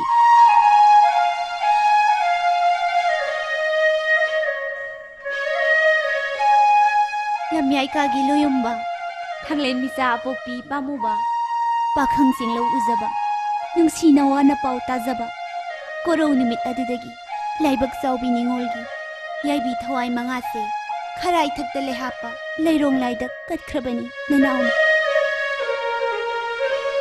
Nurana puning lepirabadi pakhang aisu lepchari ngasi korau numitta thamkhongi khongjinda ngaram parki pasinda ꯅꯨꯡꯁꯤ ꯂꯩꯄꯨꯜ ꯑꯣꯏꯅꯅꯕ ꯏꯈꯩ ꯅꯤꯡꯊꯧ ꯄꯥꯂꯦꯞꯅ ꯁꯥꯔꯤ ꯄꯟꯗꯣꯟ ꯂꯣꯝꯅꯔꯁꯤ ꯅꯤꯡꯉꯣꯜꯒꯤ ꯄꯥꯏꯃ ꯂꯣꯏꯗꯥꯝ ꯊꯥꯕꯨꯝ ꯑꯍꯨꯝ ꯐꯥꯔꯛꯂꯦ ꯂꯥꯡꯍꯩ ꯀꯨꯝꯕ ꯑꯣꯜꯂꯛꯂꯦ ꯅꯤꯡꯉꯣꯜꯒꯤ ꯄꯥꯏ ꯃꯅꯨꯡꯗ ꯑꯣꯝꯆꯥꯛꯅꯔꯤꯕ ꯅꯨꯡꯁꯤ ꯈꯥꯝꯕꯤ ꯃꯩ ꯆꯥꯛꯇꯦ ꯉꯁꯤ ꯀꯣꯔꯧ ꯅꯨꯃꯤꯠꯇ ꯄꯥꯈꯪ ꯄꯥꯏ ꯃꯅꯨꯡꯒꯤ ꯁꯦꯡꯂꯕ ꯌꯥꯋꯥ ꯐꯤꯒꯩꯅ ꯅꯨꯡꯁꯤ ꯈꯥꯝꯕꯤ ꯃꯩ ꯃꯨꯊꯠꯄꯤꯔꯝꯃꯨ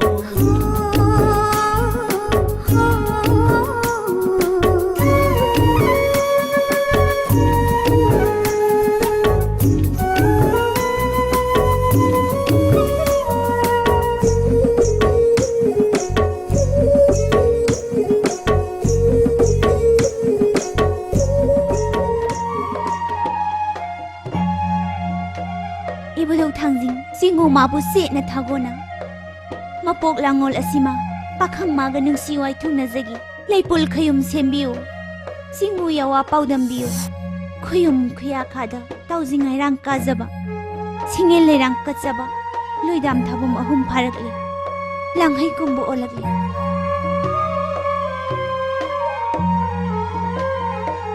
ningol gi pai manungda omchaknariba nungsi khambi mai jakte ngasi korau numitta pakhang pai manunggi senglaba yawa phigaina nungsi khambi mai muthet piramo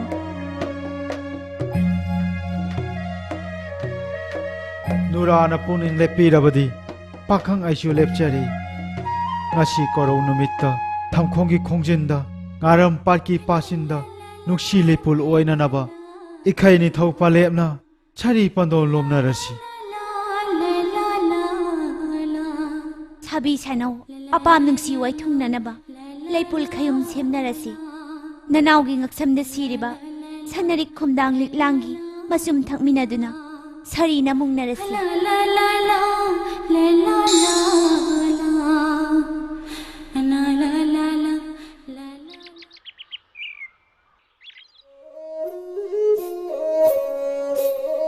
idu ningthau lei merer singna kang sanaba ichem yaurukige ichem gi hainai tungda kege panba lana thanga lekai koiram ganu ko lei merer singna kang sanaba lamja yenge khalunu ko ichem han naduni thogi ishakse kaya mu yamna thiduna kege meraktin ba yaru doribano ichem gi bungo lairaba ichem ne lairabana natik na pa chaba tarei phiem ta su thon bangamdabana tara lekai na manabaga mi manaba ngamdrabadi tangjamai khumnagani khanduna ichem na khambani ne du ningthau shume ichem han naupa chacharoida adudi idu ningthau ichem khongdoi hulukhige thongan wang malalam ganu ko ichem hal naupa chacharoida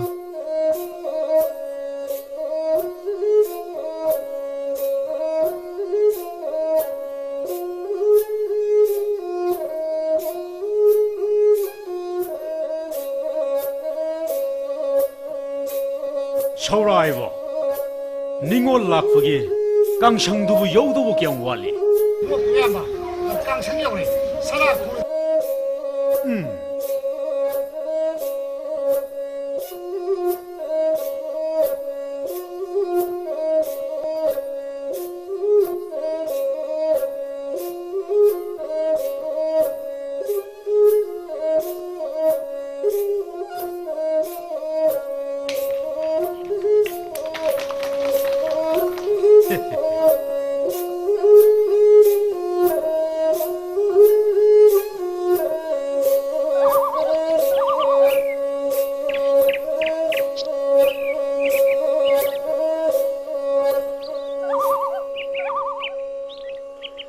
ꯏꯅꯥꯎ ꯂꯩꯕ꯭ꯔꯣ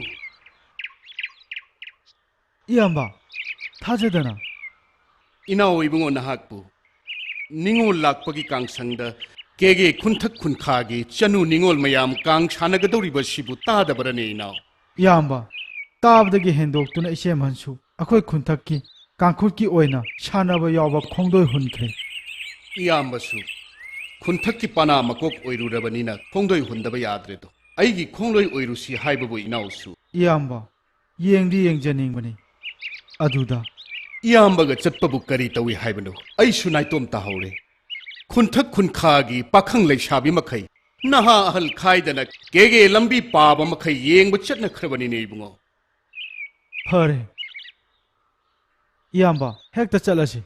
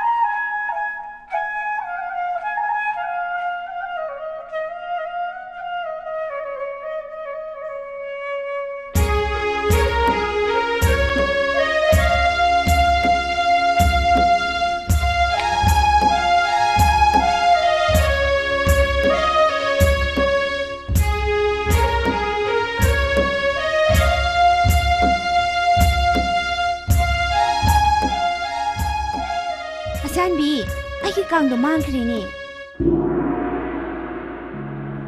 ꯃꯖꯥꯏꯕꯦꯝꯃ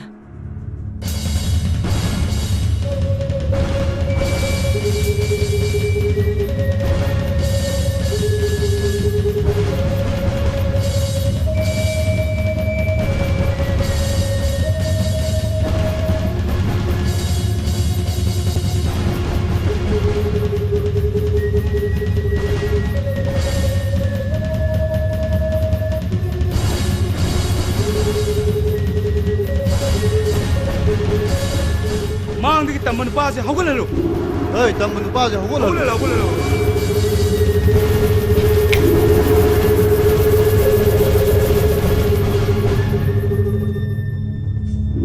에이 땀만 누파 로실리브나 셰코도 하이도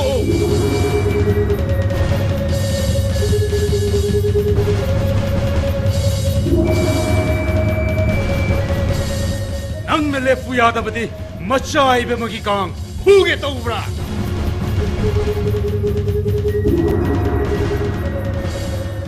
ꯑꯩꯗꯤ ꯈꯪꯗꯦꯅ 강만나슈 강만데 너피 셰무 빵글상 잉시 ꯏꯄꯨꯂꯣꯏꯖꯥ ꯅꯤꯡꯉꯣꯜ ꯂꯥꯛꯄ ꯃꯖꯥ ꯏꯕꯦꯝ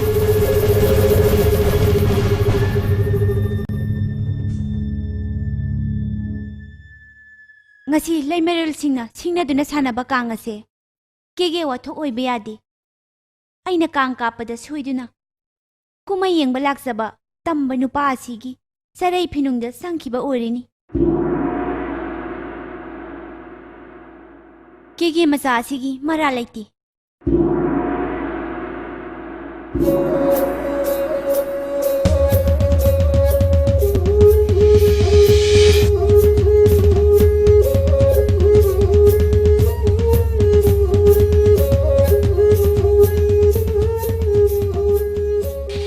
전우 닝올 싱쇼 강 싱내두네 차나라버니라 쿤탁 쿤카기 니빠이 고이쇼 강제이 싱내두네 차나시 매암 꿈마이오 현시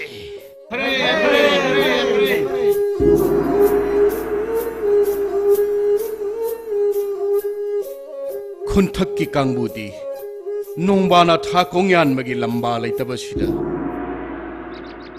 ꯀꯥꯡꯖꯩ ꯑꯁꯤꯕꯨ ꯏꯕꯨꯡ ꯇꯥꯔꯤ ꯅꯃꯣꯏꯖꯥꯝꯕ ꯀꯔꯤꯒꯤ ꯊꯃꯣꯏ ꯋꯥꯕꯤꯔꯤꯕ ꯑꯩꯅ ꯂꯝꯕꯥ ꯄꯤꯒꯅꯤ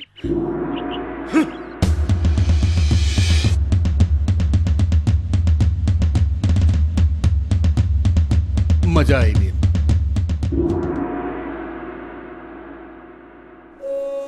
ꯑꯩꯕꯨ ꯂꯣꯏꯕ ꯂꯩꯃꯥꯕ ꯅꯅꯥꯏꯕꯨ ꯂꯣꯏꯕ ꯂꯥꯏꯅꯤꯡꯊꯧ ꯌꯣꯜꯂꯕꯗ ꯀꯟꯕꯤꯌꯨ ꯂꯥꯜꯂꯕꯗ ꯉꯥꯛꯄꯤꯌꯨ ꯇꯥꯛꯄꯤꯁꯤꯗꯣ ꯑꯉꯝꯕ ꯏꯅꯤꯡꯊꯧ ꯀꯦꯒꯦ ꯃꯣꯏꯔꯥꯡ ꯑꯩꯈꯣꯏꯒꯤꯗꯤ ꯃꯨꯛꯅꯥ ꯀꯥꯡꯖꯩ ꯂꯝꯖꯦꯜ ꯅꯠꯇꯅ ꯊꯣꯏꯗꯣꯛꯄ ꯂꯩꯕꯥꯛꯀꯤ ꯑꯣꯏꯕ ꯀꯨꯝꯍꯩ ꯂꯩꯇꯦꯗꯣ ꯏꯅꯤꯡꯊꯧ ꯃꯣꯏꯔꯥꯡꯒꯤ ꯅꯍꯥ ꯄꯥꯈꯪ ꯑꯍꯜ ꯂꯃꯟ ꯄꯨꯝꯅꯃꯛꯅ ꯈꯨꯟꯊꯛ ꯈꯨꯟꯈꯥꯒꯤ ꯄꯅꯥ ꯀꯥꯡꯖꯩ ꯁꯥꯟꯅꯍꯟꯕꯤꯌꯨ ꯂꯩꯕꯥꯛꯀꯤ ꯀꯨꯝꯍꯩ ꯎꯍꯟꯁꯤ ꯃꯨꯛꯅꯥ ꯀꯥꯡꯖꯩ ꯎꯔꯛꯇꯕ ꯆꯍꯤ ꯀꯨꯝꯖꯥ ꯑꯣꯜꯂꯛꯂꯦ ꯍꯥꯏꯅ ꯑꯅꯤ ꯇꯤꯜꯂꯦ ꯉꯥꯡꯅꯔꯦ ꯑꯍꯨꯝ ꯇꯤꯜꯂꯦ ꯁꯣꯟꯅꯔꯦ ꯑꯉꯝꯕꯅ ꯇꯥꯛꯄꯤꯔꯤꯕꯗꯨ ꯌꯥꯝꯅ ꯆꯨꯝꯃꯤ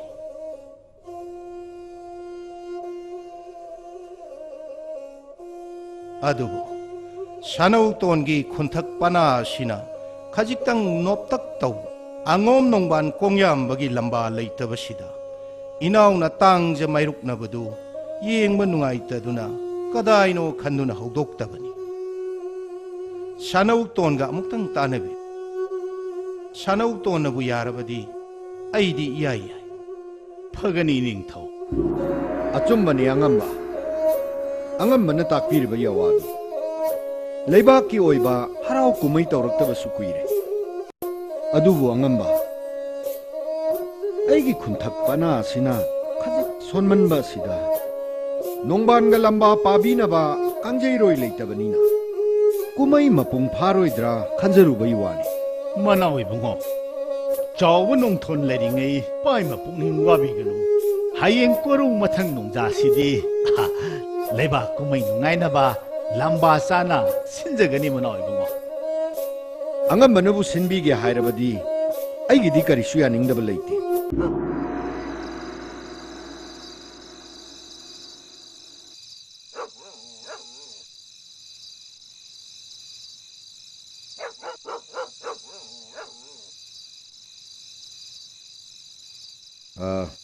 ꯑꯗꯨꯗꯤ ꯊꯦꯡꯉꯦ ꯅꯈꯣꯏꯁꯨ ꯄꯣꯊꯥꯖꯔꯨꯔꯣ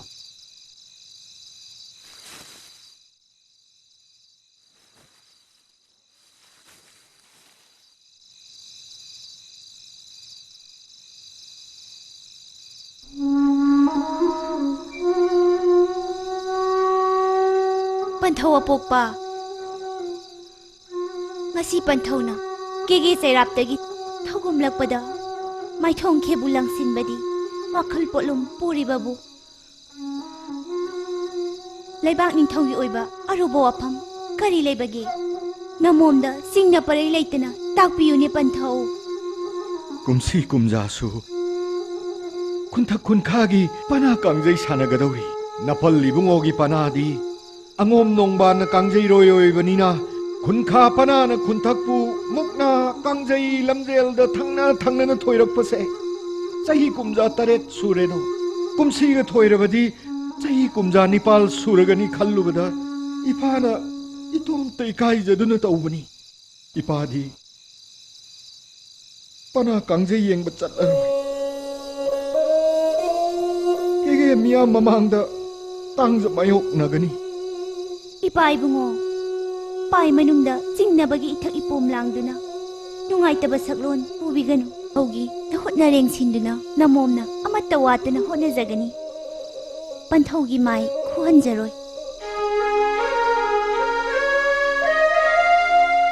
ꯏꯄꯥꯒꯤ ꯈꯨꯟꯊꯛ ꯄꯅꯥꯒꯤ ꯀꯥꯡꯖꯩꯔꯣꯏꯁꯤꯡꯕꯨ ꯃꯤꯔꯥꯏꯕꯤꯒꯅꯨ꯫ ꯃꯥꯏꯊꯤꯔꯕꯁꯨ ꯇꯧꯖꯤꯡ ꯍꯩꯔꯥꯡ ꯅꯤꯡꯊꯤꯅ ꯄꯤꯖꯗꯨꯅ ꯃꯈꯣꯏꯒꯤ ꯃꯄꯨꯛꯅꯤꯡ ꯊꯧꯒꯠꯄꯤꯌꯨ꯫ ꯏꯄꯥ ꯏꯆꯥꯒꯤ ꯃꯥꯏ ꯆꯣꯞꯄ ꯌꯥꯗꯦ꯫ ꯐꯒꯅꯤ ꯄꯟꯊꯧ꯫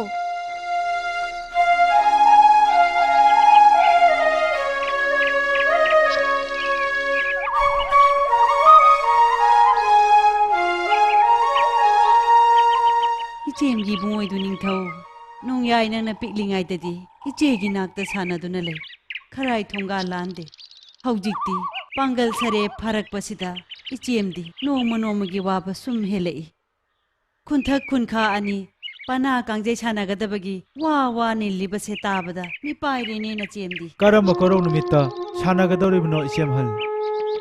ꯈꯪꯂꯨꯕꯒꯤ ꯀꯔꯤꯕꯨ ꯀꯥꯟꯅꯔꯨꯅꯤ? ꯏꯆꯦꯝꯒꯤ ꯏꯕꯨꯡꯉꯣ, ꯏꯄꯥꯗꯤ ꯃꯔꯝ ꯃꯣꯛꯄꯅꯤ, ꯀꯥꯡꯖꯩ ꯁꯥꯟꯅꯕ ꯌꯦꯡꯕ ꯆꯠꯀꯅꯨꯀꯣ꯫ ꯄꯂꯦꯝ ꯁꯛꯄꯤ ꯏꯆꯦꯝꯍꯜ, ꯅꯗꯨ ꯅꯤꯡꯊꯧ ꯆꯠꯆꯔꯣꯏ꯫ ꯑꯗꯨꯅꯤꯗꯅ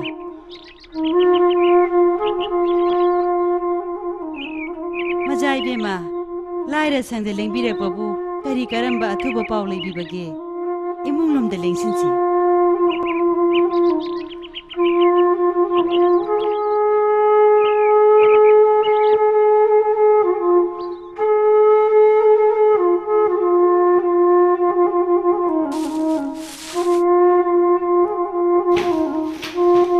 ꯃꯖꯥ ꯏꯕꯦꯝꯃ, ꯂꯦꯡꯁꯤꯟꯁꯦ꯫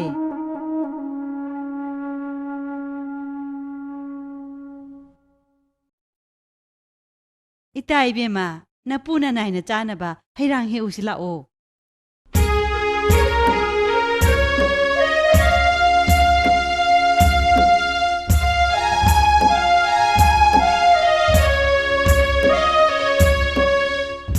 ꯏꯕꯨꯡꯉꯣꯇꯣꯟꯗ ꯀꯔꯤꯒꯨꯝꯕ ꯌꯥꯋꯥ ꯑꯃꯇꯪ ꯐꯣꯡꯗꯣꯛꯆꯒꯦ ꯂꯥꯛꯆꯔꯤꯕꯅꯤ꯫ ꯀꯔꯤ ꯀꯣꯂꯣꯏꯕꯤꯒꯗꯕ?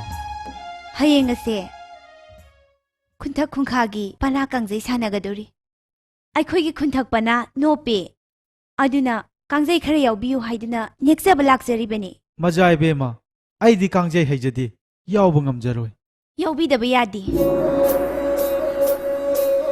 ꯅꯣꯡꯕꯥꯜꯒꯤ ꯂꯝꯕꯥ ꯂꯩꯇꯗꯨꯅ ꯀꯥꯡꯖꯩ ꯁꯥꯟꯅꯗꯕ ꯇꯥꯔꯕꯗꯤ ꯊꯣꯏꯕꯤ ꯑꯩꯅ ꯅꯣꯡꯕꯥꯜꯒꯤ ꯂꯝꯕꯥ ꯄꯤꯒꯅꯤ꯫ ꯉꯝꯗ꯭ꯔꯒꯅ ꯊꯣꯏꯕꯤ ꯏꯁꯥꯃꯛ ꯌꯥꯎꯒꯅꯤ ꯍꯥꯏꯔꯨꯕꯗꯒꯤ ꯈꯨꯟꯊꯛꯀꯤ ꯀꯥꯡꯖꯩꯔꯣꯜꯁꯤꯡꯅ ꯍꯔꯥꯎꯅꯗꯨꯅ ꯑꯩꯕꯨ ꯀꯥꯡꯖꯩꯔꯣꯏ ꯍꯥꯞꯈ꯭ꯔꯕꯅꯤ꯫ ꯅꯨꯄꯤꯖꯥ ꯑꯣꯏꯕꯤ ꯑꯩꯍꯥꯛꯇꯤ ꯏꯄꯥꯡꯒꯜ ꯏꯊꯧꯅꯥꯁꯨ ꯂꯩꯖꯗꯦ꯫ ꯍꯥꯏꯖꯕꯗ ꯌꯥꯕꯤꯔꯛꯀꯅꯤ ꯈꯟꯗꯨꯅ ꯊꯧꯅꯥ ꯐꯅ ꯂꯩꯕꯥꯛ ꯃꯤꯃꯥꯡꯗ ꯆꯣꯡꯊꯣꯛꯇꯨꯅ ꯂꯥꯎꯖꯔꯨꯕꯅꯤ꯫ ꯃꯖꯥ ꯏꯕꯦꯝꯃ, ꯃꯇꯨꯡꯗ ꯑꯃꯨꯛ ꯍꯟꯅ ꯌꯥꯎꯕꯤꯗ꯭ꯔꯕꯁꯨ ꯍꯌꯦꯡꯒꯤ ꯀꯥꯡꯖꯩ ꯁꯤꯃꯇꯗꯤ ꯌꯥꯎꯕꯤꯗꯕ ꯌꯥꯗ꯭ꯔꯤ꯫ ꯃꯖꯥ ꯏꯕꯦꯝꯃ, ꯏꯆꯦꯝꯍꯜꯅ ꯌꯥꯗꯕꯁꯤꯗ꯫ ꯍꯟꯗꯛꯇꯤ ꯅꯤꯡꯉꯣꯜ ꯑꯩꯕꯨ ꯅꯨꯡꯁꯤꯕꯤ ꯅꯨꯡꯁꯤꯕꯤꯗꯦ ꯆꯞ ꯆꯥꯅ ꯈꯪꯖꯕ ꯇꯥꯔꯦ꯫ ꯊꯣꯏꯕꯤ ꯑꯩꯕꯨ ꯅꯨꯡꯁꯤꯕꯤꯔꯒ ꯀꯥꯡꯖꯩ ꯌꯥꯎꯕꯤꯌꯨ, ꯅꯨꯡꯁꯤꯕꯤꯗ꯭ꯔꯒꯅ ꯇꯣꯛꯄꯤꯌꯨ꯫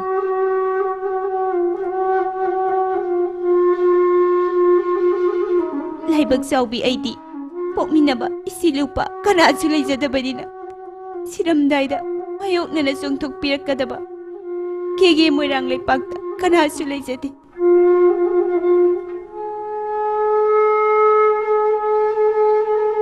ꯏꯇꯥ ꯏꯕꯦꯝꯃ, ꯅꯇꯥꯒꯤꯗꯤ ꯀꯔꯤꯁꯨ ꯄꯤꯅꯤꯡꯉꯥꯏ ꯂꯩꯖꯗꯦ, ꯍꯩꯁꯤ ꯅꯠꯇꯅ꯫ Itagi yumda lakpadi atay amtagi nateda. Hayeng mapal kangjay bungda kuntak kungkhagi pana kangjay sanagadori. Ipagi kuntak panagi kangjay roi singi chana thaknaba aina langgadori. Aduda itasu yaubiyo hajage lakpani. Itagi nadu ningthawdi hayeng yum sanghanbiyo. Kharai thongal lalhanbiganu itadi ngantana lakbiyo.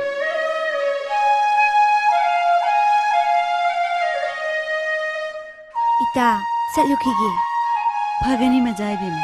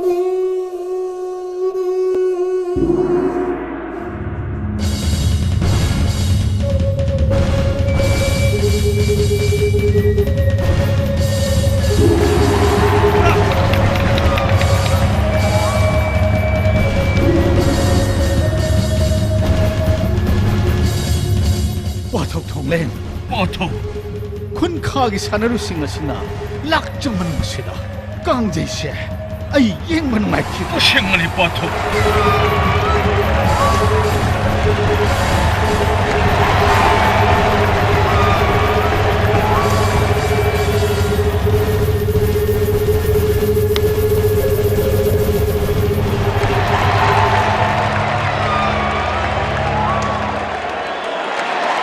이닝ꯊꯧ가 왕고 ꯅꯤꯡꯊꯧꯒꯗꯨꯕꯨ ꯂꯦꯡꯂꯛꯂꯔꯣꯏ ꯍꯥꯏꯔꯤꯁꯤꯕꯨ ꯑꯆꯨꯝꯕꯔꯅꯦ ꯄꯥꯊꯧ? ꯄꯥꯊꯧ, ꯃꯖꯥꯏꯕꯦ ꯃꯂꯥꯡꯂꯦꯟ ꯊꯣꯏꯕꯤꯒꯤ ꯌꯥꯊꯪ ꯇꯨꯡꯏꯟꯅ ꯅꯨꯃꯤꯠꯌꯨꯡꯕ ꯃꯇꯨꯡꯗꯒꯤ ꯀꯥꯡꯖꯩ ꯍꯧꯖꯤꯜꯂꯝꯃꯤꯗꯣ ꯄꯥꯊꯧ. ꯑꯗꯨꯅ ꯏꯅꯤꯡꯊꯧꯒ ꯋꯥꯡꯒꯣ ꯅꯤꯡꯊꯧꯒꯗꯤ ꯀꯥꯡꯖꯩ ꯌꯦꯡꯕ ꯂꯦꯡꯉꯛꯀꯗꯕ ꯃꯥꯟꯗ꯭ꯔꯦꯗꯣ ꯄꯥꯊꯧ.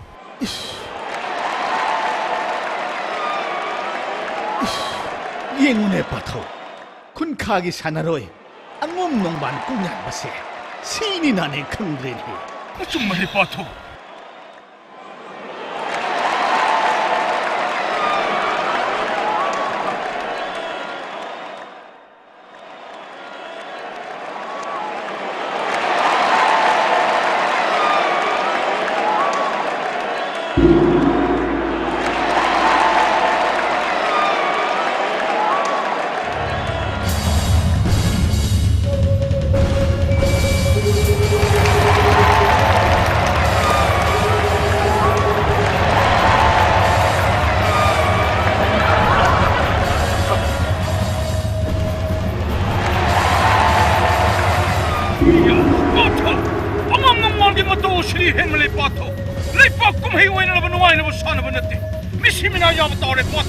ꯑꯗꯨꯅꯤꯅꯦ ꯄꯥꯊꯧ.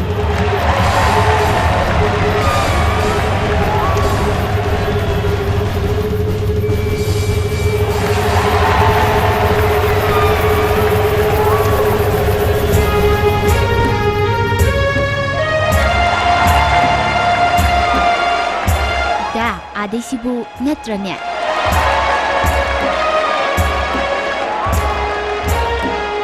हेमा मानी मजाइबेमा.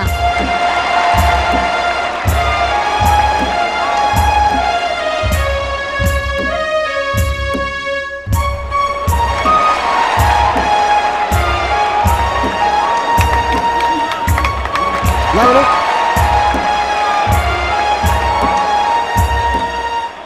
Majaibema. 이쁘, ngasi기 pana kangje sibu kumai nungainaba sinba yadabra. Majaibema.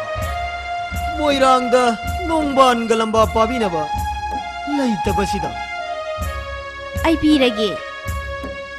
Ipuna masada yanaba haibiruro. Ipu, ada lebliba tamba nupasi ubra. ꯈꯨꯟꯊꯛ ꯈꯨꯟꯈꯥꯒꯤ ꯃꯤꯌꯥꯝ ꯑꯅꯤꯒꯤ ꯇꯥꯏꯅꯐꯝꯗ ꯂꯩꯔꯤꯕꯁꯦ ꯍꯥꯏꯅꯕꯤꯔꯨꯔꯣ. ꯈꯨꯟꯊꯛ ꯃꯆꯥꯅꯤ, ꯁꯦꯡꯒꯩ ꯄꯥꯠꯇ ꯂꯩꯕꯅꯤ ꯏꯄꯨ. ꯐꯒꯅꯤ ꯃꯖꯥꯏꯕꯤ.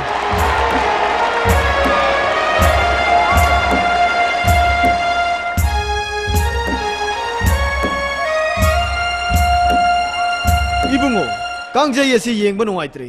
ꯑꯃꯨꯛꯇ ꯌꯥꯎꯕꯤꯌꯨꯕ. ꯑꯩꯅ ꯌꯥꯎꯔꯒ ꯀꯔꯤꯕꯨ ꯍꯦꯟꯅ ꯅꯨꯡꯉꯥꯏꯒꯗꯧꯔꯤꯕꯅꯣ? ꯈꯨꯟꯈꯥꯅ ꯂꯥꯛꯆꯕꯁꯤꯗ ꯀꯥꯡꯖꯩ ꯑꯁꯤ ꯌꯦꯡꯕ ꯅꯨꯡꯉꯥꯏꯇ꯭ꯔꯦ. ꯑꯃꯨꯛꯇꯗꯤ ꯌꯥꯎꯕꯤꯌꯨꯕ. ꯌꯥꯎꯕꯕꯨꯗꯤ ꯌꯥꯎꯖꯒꯦ.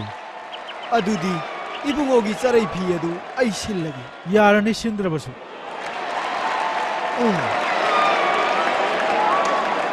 ꯃꯁꯥꯒꯁꯨ ꯐꯩꯅꯤ.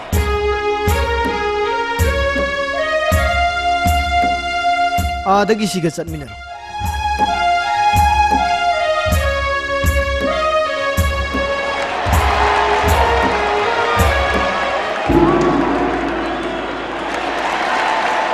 어토 환호왕왕시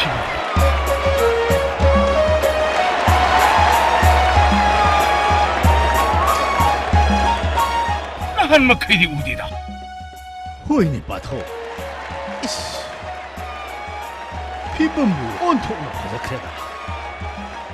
무이랑 끈하기 맞자고 우리가. 군탁 맞아 않았더라디 강자 야오베야로이.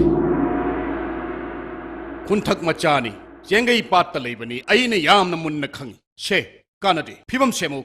ꯀꯥꯡꯖꯩ ꯍꯧꯁꯤ.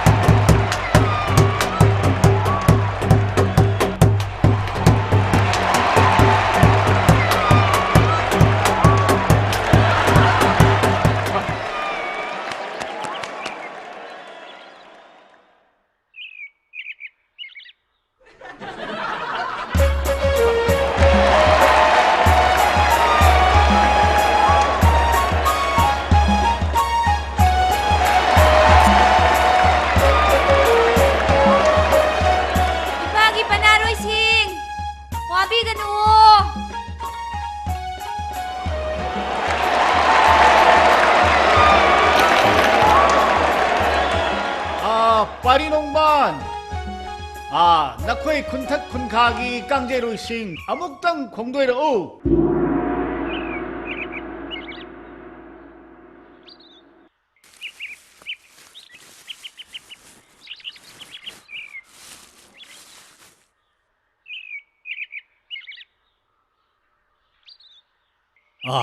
감도버게네 빠리농반 이빨리 붕어 강제이디 마기네 묵나디야이기네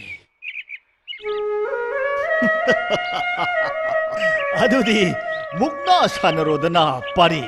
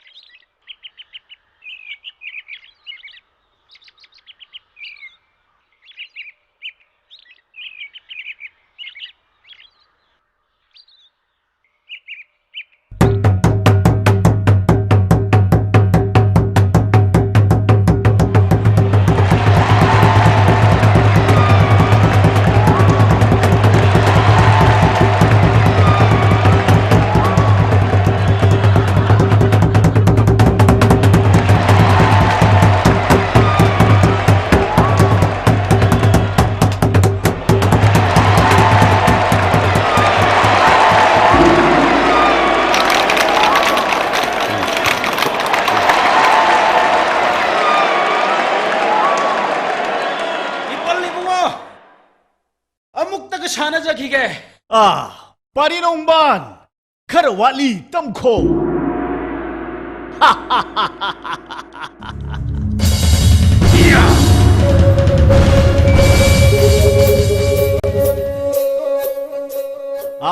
콘탁기 산으로이사 공도에 흘러코 왔습니다 이붕어 쇼엄다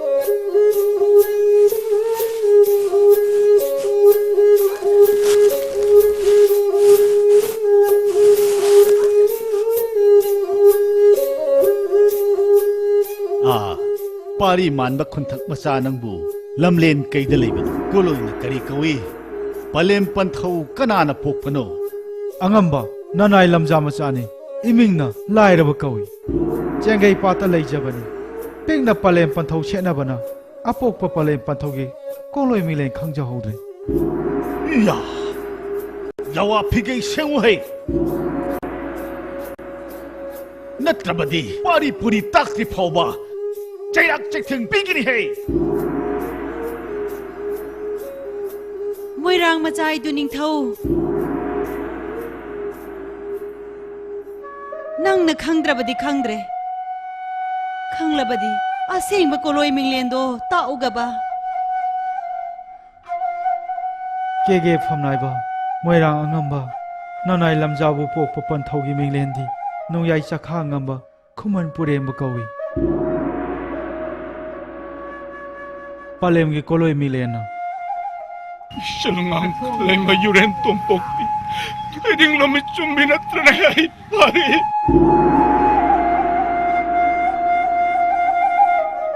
Mani pai bungo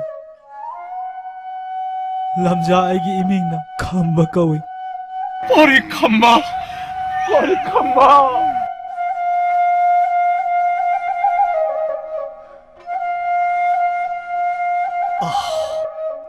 Korau nungga kraba Pathawi bungo puremba Ichalibi mangang kalaima Nakoyani na ibu Pai mapuklau parau na na Saudi nako Korau nungdol thagtagi Lechil pumaya guklaga Sama pangal chauraba Tanggung sere parwa paribu Amuk tapin na higlorau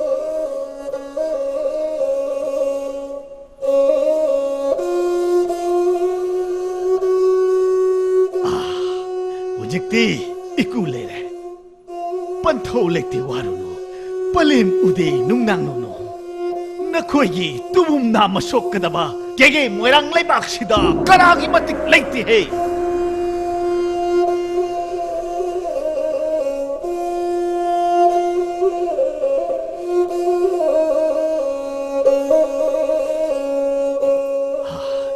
खमनु नदु निंथौ चाननबा तरा चाक थोंगुरो इकुदी मक्लौरेन बु पुरगा मपुगी नाक्ता चटलुगे इपा इबु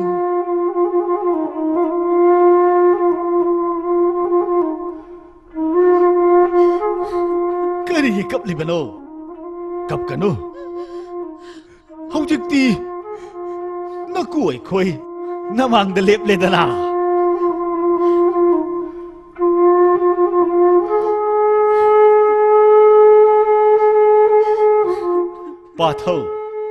पाथौना इमुमबु मोंग मरान याइदा अदुगा अइना मक्लौरेनबु पुरगा मपुगी नाक्ता पाउखोंग Phong खिगे Phagni पाथौ मक्लौरेन लाओ चलसी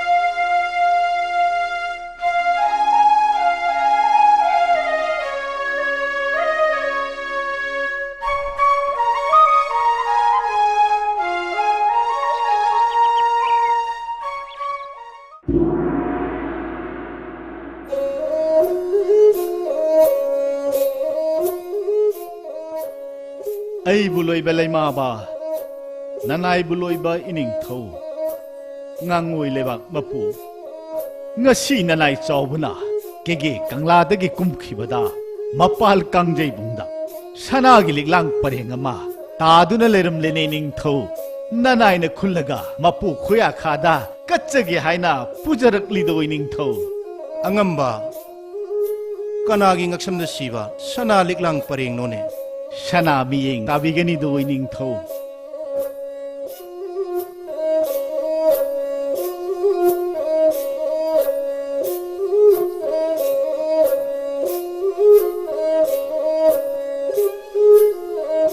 kege ning thau ining thau adungai kumja kaya gi mamangda lamlen torbung lamjawda pamba keden ngawduna leibak ning thau gi awaba tarak labada mathwai khubak da haptuna pamba kerel mapan phaduna ining thogi thawai kan khiba mapugi ye thang thogun ba moirang tangbeloi pham thon ba nadai rem nongyai chakhangam ba khumun puren ahung ba kege pai khomba moirang purem babu ningsing bidrabarane ning tho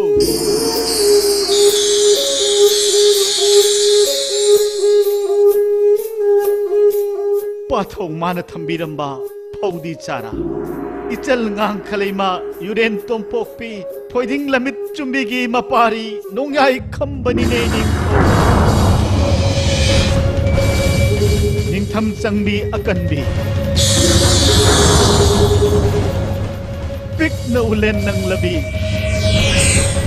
Langman Kaukha Tunanbi Machem Kamnu Lai Rabina Kairoi lekai dagi ani betara cengin tana pakhang sare parakpa nanai lamdani ne ning idairen purem bagi phauti sar mut khrabra khallunga mulamdre ngasidi nungai re napa haktakta ningthawaina ningtamna semangam khidri nahak thaktadi aina ngam semlage warunu chahi taret lamthoiduna laklaba khunka panabu namthaduna angum nongban bu maithi bapiduna manau ibungo wangu ning thogi khunthak pana di nongyai khamba yarum badagi kangjei thoire nongban do mukna da su maithi ni ning tho kangjei thoire mukna ngamla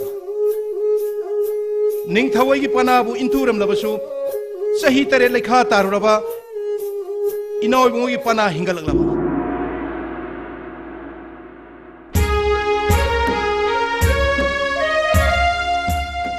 aduri tayo masan ba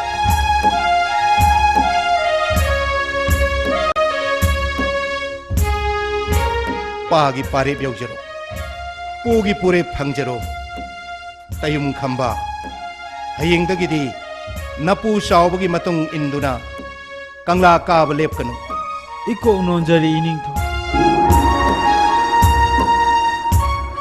와ꯐꯝ ꯑꯃꯅꯤ ꯅꯤꯡꯊꯧ ꯀꯦꯒꯦ ꯂꯩꯕꯥꯛ ꯂꯩꯆꯥꯎꯅꯕ ꯃꯣꯏꯔꯥꯡ ꯆꯥꯛꯍꯣꯡ ꯉꯥꯍꯣꯡꯅꯕ ꯂꯩꯕꯥꯛ ꯅꯤꯡꯊꯧ ꯃꯔꯥ ꯇꯞꯅ ꯄꯥꯟꯅꯅꯕ ꯀꯨꯝꯁꯤ ꯀꯨꯝꯖꯥꯒꯤ ꯆꯤꯡꯎ ꯊꯥꯡꯖꯤꯡ ꯍꯔꯥꯎꯕꯒꯤ ꯃꯇꯝꯁꯨ ꯑꯣꯏꯔꯛꯂꯦꯗꯣꯏ ꯅꯤꯡꯊꯧ ꯆꯨꯝꯃꯤ ꯑꯉꯝꯕ ꯅꯨꯃꯤꯠ ꯑꯆꯪꯕ ꯊꯕꯥꯜ ꯑꯐꯕ ꯌꯦꯡꯂꯒ ꯂꯩꯄꯥꯛꯀꯤ ꯅꯨꯡꯉꯥꯏ ꯌꯥꯏꯐꯅꯕꯒꯤꯗꯃꯛꯇ ꯍꯔꯥꯎꯒꯗꯕꯅꯤ ꯀꯨꯝꯁꯤꯗꯤ ꯀꯨꯝꯖꯥ ꯊꯥꯖꯤꯜꯂꯒ ꯅꯣꯡꯃꯗ ꯂꯣꯏꯅꯕ ꯍꯔꯥꯎꯁꯤ ꯏꯅꯤꯡꯊꯧ ꯀꯨꯝꯖꯥ ꯈꯨꯗꯤꯡꯒꯤꯗꯤ ꯑꯩꯒꯤ ꯈꯨꯟꯈꯥ ꯄꯅꯥꯅ ꯂꯝꯊꯣꯏꯗꯨꯅ ꯂꯥꯛꯄꯁꯤ ꯆꯍꯤ 7 ꯁꯨꯔꯦꯗꯣ ꯑꯗꯨꯅ ꯑꯉꯝꯕ ꯀꯨꯝꯁꯤꯗꯤ ꯏꯅꯥꯎ ꯏꯕꯨꯡꯒꯤ ꯈꯨꯟꯊꯛ ꯄꯅꯥ ꯑꯁꯤ ꯅꯣꯞꯍꯟꯕ ꯌꯥꯏ ꯈꯨꯟꯈꯥꯒ ꯃꯥꯟꯅꯅꯕ ꯃꯌꯥꯝ ꯆꯪꯗꯨꯅ ꯁꯧꯒꯠꯄ ꯇꯥꯏ ꯏꯅꯤꯡꯊꯧ ꯍꯥꯟꯅꯒꯤ ꯏꯅꯥꯎ ꯏꯕꯨꯡꯒꯤ ꯂꯥꯏꯔꯣꯏ ꯃꯀꯣꯛ ꯑꯣꯏꯔꯤꯕ ꯑꯉꯣꯝ ꯁꯥꯒꯩꯒꯤ ꯇꯥꯔꯤ ꯅꯥꯃꯣꯏꯖꯥꯝꯕꯁꯤ ꯑꯍꯜ ꯑꯣꯏꯃꯜꯂꯦ ꯀꯨꯝꯁꯤꯗꯤ ꯑꯩꯒꯤ ꯄꯥꯅꯥꯒ ꯂꯝꯕꯥ ꯆꯥꯅꯕ ꯈꯝꯕꯕꯨ ꯈꯨꯟꯊꯛ ꯄꯥꯅꯥꯒꯤ ꯂꯥꯏꯔꯣꯏ ꯍꯟꯖꯕ ꯍꯥꯞꯄꯨꯗꯣ ꯏꯅꯤꯡꯊꯧ ꯃꯅꯥꯎ ꯏꯕꯨꯡꯒꯤꯗꯤ ꯑꯉꯝꯕ ꯑꯩꯅ ꯍꯥꯏꯕꯗ ꯌꯥꯔꯣꯏꯗꯧꯕ ꯂꯩꯇꯦ ꯆꯤꯡꯎ ꯊꯥꯡꯖꯤꯡ ꯍꯔꯥꯎꯕꯒꯤꯁꯤꯗꯤ ꯑꯉꯝꯕꯅ ꯐꯅꯕ ꯁꯤꯟꯕꯤ ꯑꯗꯨꯒ ꯇꯥꯛꯄꯤꯌꯨ ꯏꯅꯤꯡꯊꯧ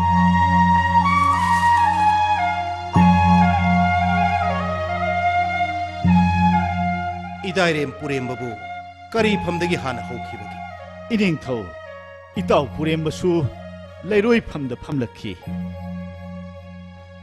아도디 아이는 감박이 펌마시 레로이 한저바 하빠시 마틱 짜다 버려내 ꯉꯝꯕ 이닝ꯊꯧ기 ꯊꯧꯖꯥꯜꯗꯤ 마렘 레이더 따파로이도 이닝ꯊꯧ angambagi khujin thaurangdagi khamba nongbal anibu matau shanahal khambabu kege leipak pamangda khunthakki leiroi hanjaba hapu khamba nongbal anibu heireng koiro mathangda tara changan charaga lobi chingda kaduna singelerang helo punemjari ningthau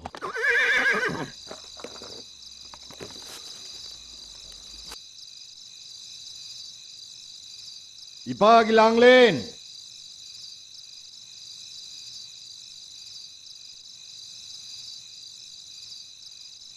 이파기 랑렌 토이비 ꯄꯟꯊꯧ ꯑꯄꯣꯛꯄ ꯀꯔꯤ ꯇꯥꯛꯄꯤꯒꯗꯕ 이파기 랑렌 ngasi dagi humni suba numita ibudhau thangjing haraubu nangnaba हानगी लेरोय हंजब लौथोक लगा नोंयाई खंबबू इपागी लेरोय हंजब हापले नोंबान गा पाबदा मतिक मपा चाबा समान लेंगमान नबनी ꯄꯟꯊꯧ ꯑꯄꯣꯛꯄ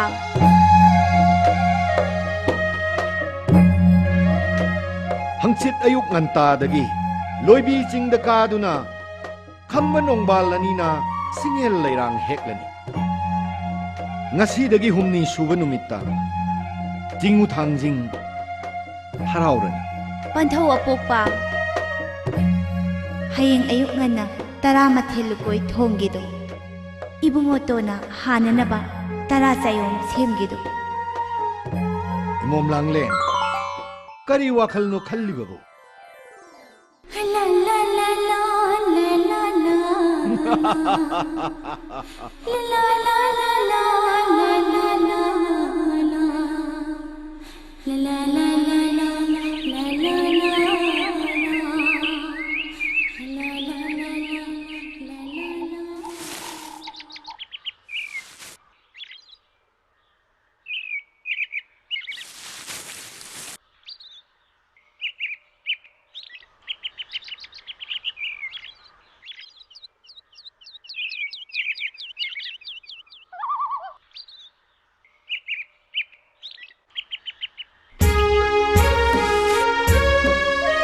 Majai bema, ayuk yanda angan masida.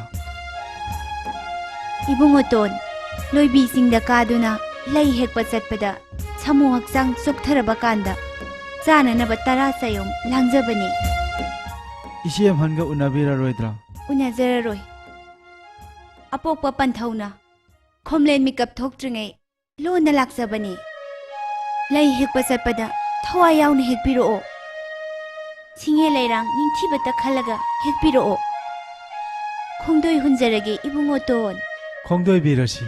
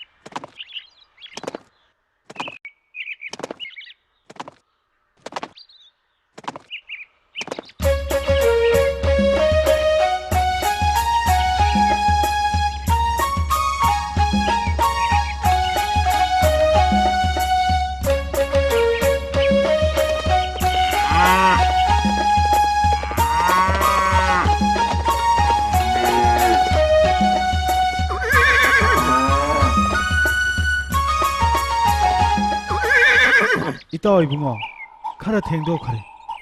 랭레시네 이따오. 이따 이붕어. 이따오 능부 와로우 부로우 당거드라. 와 아무것도 하이닝이네. 아이비 이따 이붕어. 아따이 나때다 이따오. 마망의 이빠이 부시네 쳤나락봐. 파탕 부탕 부나버기 마뚱이나 쿤카 빠나기 뽀얌 쿤턱나 뿌네. 쿤카나 마얌버닝 토기 빠나니. 쿤턱나 마나오이 붕어 마탕 간버기 빠나니. 마얌버기 뽀 마나오나 부부시 라이 학떡떡이 쩌나락라버니. 나코이 코이 학떡떡 셈독 야버나때. 아두나 쿤카이기 따라 사용시 이따오나 부부따버니. 낭수 아이수 빠나 아몽기 마꼬니. 아마롬다 칼로라디 쿤타 아이나 예니. 쿤카 나나 오이니. 나무 타이보미 아코이기 쩌나로수 예나 누파니 오이나 누피니. 누피 낭기 사용부 누파 아이나 카리기 푸자루. 낭기 사용 낭나 푸자우. 아이기 사용 아이나 푸자니.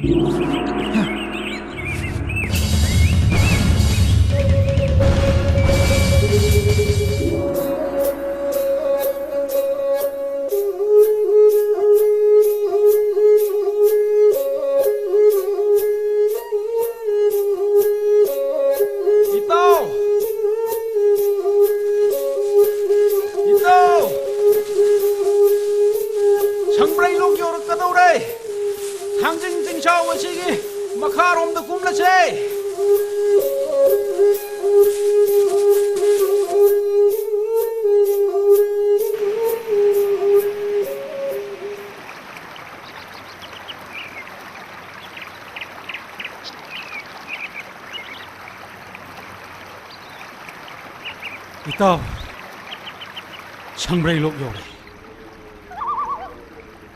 꿈시디 레이부샤 사때 하꿈네 헬레 이따오기 레폼데 아이슈 레이카레 헥샤기 파자바 레이싱 이따오기 오이비유 아티바 레이싱 아이기 오이제기 아이디 꿈시다 레이 헥파 락파니 레이 헥폰 강자디 이따오이 붕어 앙옴기 레이 헥팜세 레이 닝토우나 마사 ඛꯪ바 레이콜니 하이엥 레이랑바다 레이랑 레이식 마나이 하락가니 이따오 이붕어 쿤타키 레이 헥폰 카이드 레이버기 뚜 아도 우리 버시네 마시니 쿤타키 레이 헥팜 하리버시 아두디 이따오 아이 레이 헥샤루키기 빰바 카이기 마신작 오이키브나 파이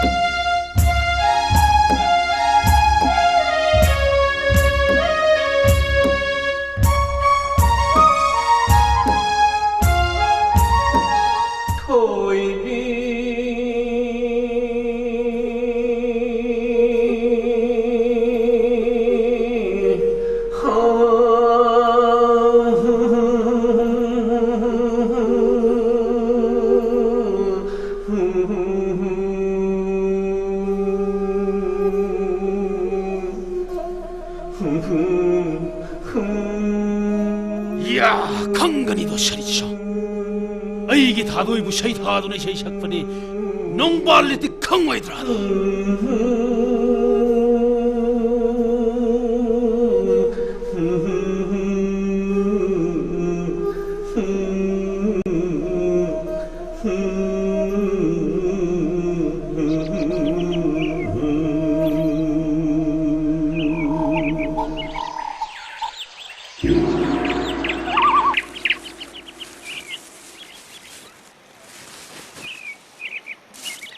ꯂꯝꯖꯥ ꯅꯪꯅꯕꯨ ꯂꯩꯁꯛ ꯈꯪꯒꯗ꯭ꯔꯥ ꯅꯪꯅ ꯍꯦꯛꯄ ꯂꯩꯕꯨ ꯀꯔꯝꯕ ꯂꯥꯏꯅ ꯂꯧꯕꯤꯒꯗꯒꯦ ꯏꯇꯥꯎ ꯈꯝꯕ ꯅꯪꯅ ꯆꯤꯡꯗ ꯃꯥꯟꯗ ꯆꯠꯄꯗ ꯇꯝꯄꯥꯛ ꯌꯨꯝꯗ ꯂꯩꯍꯧꯕꯤ ꯋꯥꯡꯒꯣꯜ ꯅꯤꯡꯊꯧꯒꯤ ꯃꯃꯣꯝꯂꯣꯏ ꯑꯃꯠꯇ ꯄꯣꯛꯆꯕꯤ ꯊꯣꯏꯕꯤꯕꯨ ꯃꯤꯆꯝ ꯑꯃꯒꯨꯝꯅ ꯀꯣꯂꯣꯏ ꯃꯤꯡꯂꯦꯟ ꯁꯣꯟꯗꯨꯅ ꯏꯁꯩꯗ ꯁꯩꯊꯥꯗꯨꯅ ꯁꯛꯄꯁꯦ ꯆꯨꯝꯗꯦ ꯀꯦꯒꯦ ꯃꯆꯥ ꯀꯅꯥꯅ ꯇꯥꯔꯒ ꯃꯅꯥꯎ ꯏꯕꯨꯡꯉꯣ ꯆꯤꯡꯈꯨꯕꯗ ꯇꯝꯈ꯭ꯔꯕꯗꯤ ꯏꯇꯥꯎ ꯅꯪꯕꯨ ꯀꯔꯤ ꯈꯟꯒꯅꯤ ꯀꯔꯤ ꯌꯥꯋꯥꯅꯣ ꯏꯇꯥꯎꯅ ꯇꯥꯛꯄꯤꯔꯤꯗꯨꯕꯨ ꯏꯇꯥꯎꯅ ꯇꯥꯕ ꯑꯣꯏꯅꯕ ꯑꯣꯏꯔꯝꯒꯅꯤ ꯑꯩꯗꯤ ꯃꯖꯥꯏꯕ ꯑꯃ ꯁꯩꯊꯥꯗꯨꯅ ꯏꯁꯩ ꯁꯛꯆꯗꯦ ꯑꯩꯅ ꯁꯩꯊꯥꯕꯗꯤ ꯃꯣꯏꯔꯥꯡ ꯇꯣꯏꯕꯤꯕꯨꯅꯤ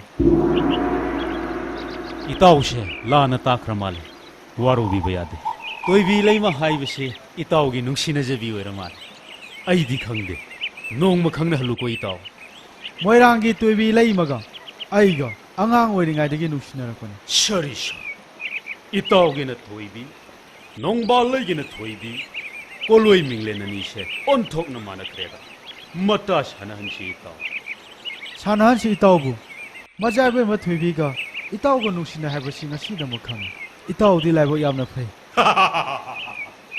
퍼크라버 라이버디 농발레기 라이버세 이따오 토이비 마타이부 파토 토이비 마타이부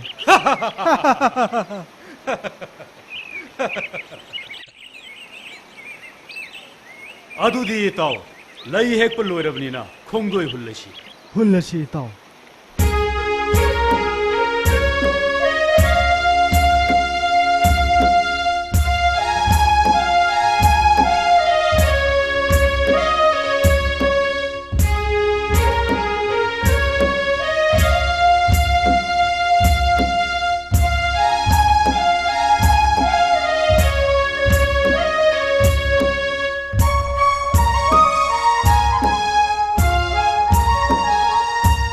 이따오 따라 사이옴세 사르 사라시라 이따오 컴바 이데네 시리아이기니 하이네기 이빠이뿌나 사이옴 톡두나 짜람바 구먼 능기 따라 사이옴 짜품디 마카롬나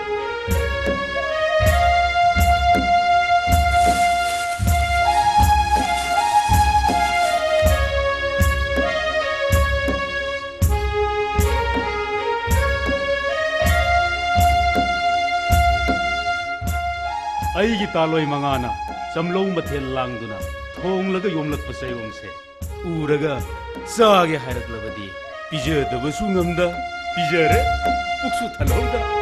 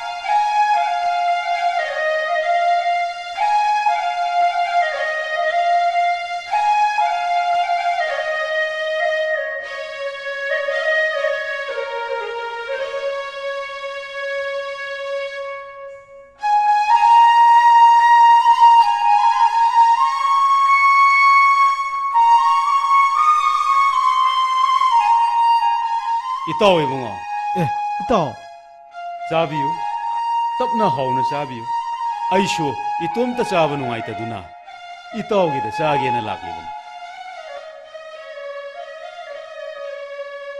itaw na sari benjang do aishu mahau tangning bani adubu chaw haidaba sida ꯆꯪꯁꯟꯗꯨꯅ ꯆꯥꯕ ꯉꯝꯗ꯭ꯔꯦ ꯀꯔꯤ ꯌꯥꯋꯥꯅꯣ ꯏꯇꯥꯎ ꯑꯩꯒꯤ ꯂꯨꯈꯥꯛꯄꯨ ꯏꯇꯥꯎꯅ ꯀꯔꯝꯅ ꯆꯥꯒꯅꯤ ꯏꯇꯥꯎꯗꯤ ꯁꯥꯒꯩ ꯅꯥꯇꯩ ꯑꯆꯧꯕꯒꯤ ꯃꯆꯥꯅꯤ ꯏꯇꯥꯎꯒꯤ ꯍꯤꯟꯖꯥꯡꯗꯤ ꯍꯥꯎꯔꯝꯒꯅꯤ ꯑꯩꯒꯤ ꯍꯤꯟꯖꯥꯡꯗꯤ ꯏꯆꯦꯝ ꯂꯥꯏꯔꯕꯤꯅ ꯃꯧꯄꯥꯒꯤꯗꯃꯛꯇ ꯂꯥꯡꯕꯤꯔꯛꯄꯅꯤ ꯏꯇꯥꯎꯅ ꯈꯜꯂꯤꯕ ꯋꯥꯈꯜꯗꯨ ꯂꯥꯜꯂꯦ ꯇꯤꯟꯅꯕ ꯃꯔꯨꯞ ꯃꯄꯥꯡꯗꯤ ꯑꯩꯅ ꯆꯥꯕꯁꯨ ꯅꯪꯅ ꯆꯥꯕ ꯅꯪꯅ ꯆꯥꯕꯗꯁꯨ ꯑꯩꯅ ꯆꯥꯕꯗ ꯍꯪꯒꯣꯏꯅꯔꯣꯏꯗꯕꯅꯤ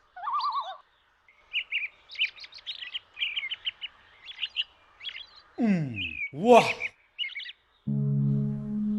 ꯑꯗꯨꯗꯤ ꯏꯇꯥꯎ ꯈꯝꯕ ꯅꯪꯅ ꯉꯁꯤ ꯆꯥꯔꯤꯕ ꯆꯥꯛ ꯌꯦꯟꯁꯥꯡ ꯑꯁꯤꯗꯤ ꯇꯔꯥꯃꯥꯏꯊꯣꯏꯒꯤ ꯃꯥꯟꯗꯦ ꯂꯩꯃ ꯅꯤꯡꯊꯧꯀꯣꯜꯒꯤ ꯃꯥꯜꯂꯤ ꯃꯥꯅꯤ ꯏꯇꯥꯎ ꯃꯅꯥꯎ ꯏꯕꯨꯡꯉꯣꯒꯤ ꯇꯔꯥ ꯆꯦꯡꯒꯩꯗꯒꯤ ꯆꯦꯡ ꯃꯥꯡꯉꯤ ꯂꯦꯝꯂꯩ ꯉꯥꯌꯣꯛ ꯆꯐꯨꯗꯒꯤ ꯉꯥ ꯃꯥꯡꯉꯤ ꯉꯥꯡꯅ ꯍꯧꯔꯤꯕꯁꯤꯗꯤ ꯏꯇꯥꯎ ꯅꯪꯅ ꯅꯌꯨꯝꯗ ꯍꯣꯟꯗꯨꯅ ꯆꯥꯕꯁꯤꯅꯤꯗꯅ ꯏꯇꯥꯎꯕꯨ ꯉꯁꯤꯒꯤ ꯆꯥꯛ ꯌꯦꯟꯁꯥꯡꯁꯤ ꯏꯇꯥꯎꯕꯨ ꯉꯁꯤꯒꯤ ꯆꯥꯛ ꯌꯦꯟꯁꯥꯡꯁꯤ ꯏꯆꯦꯝ ꯂꯥꯏꯔꯕꯤꯅ ꯊꯣꯡꯕ ꯅꯠꯇꯦ ꯉꯔꯥꯡ ꯃꯣꯏꯔꯥꯡꯒꯤ ꯂꯩꯃꯔꯦꯟ ꯃꯌꯥꯝ ꯆꯥꯛ ꯆꯥꯅꯕꯗ ꯏꯆꯦꯝꯁꯨ ꯌꯥꯎꯔꯦ ꯃꯌꯥꯝꯒꯤ ꯑꯔꯦꯝꯕ ꯆꯥꯛ ꯌꯦꯟꯁꯥꯡ ꯑꯗꯣ ꯏꯆꯦꯝꯅ ꯑꯩꯒꯤ ꯆꯥꯅꯕ ꯄꯨꯕꯤꯔꯛꯄꯅꯤ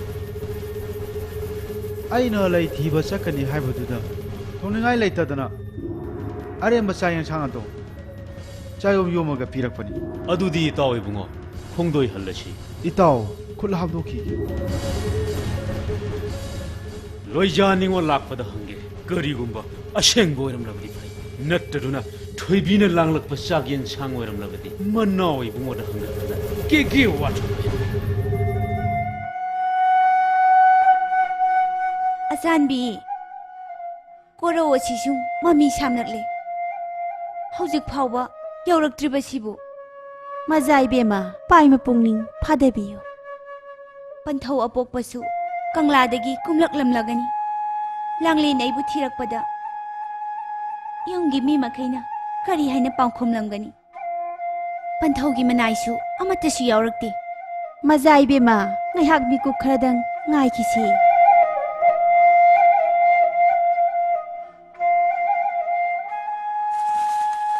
ꯃꯖꯥ ꯏꯕꯦꯝꯃ ꯂꯦꯡꯕꯤꯔꯛꯂꯤ ꯑꯍꯣꯏ ꯉꯥꯏꯖꯔꯝꯃꯤꯌꯦ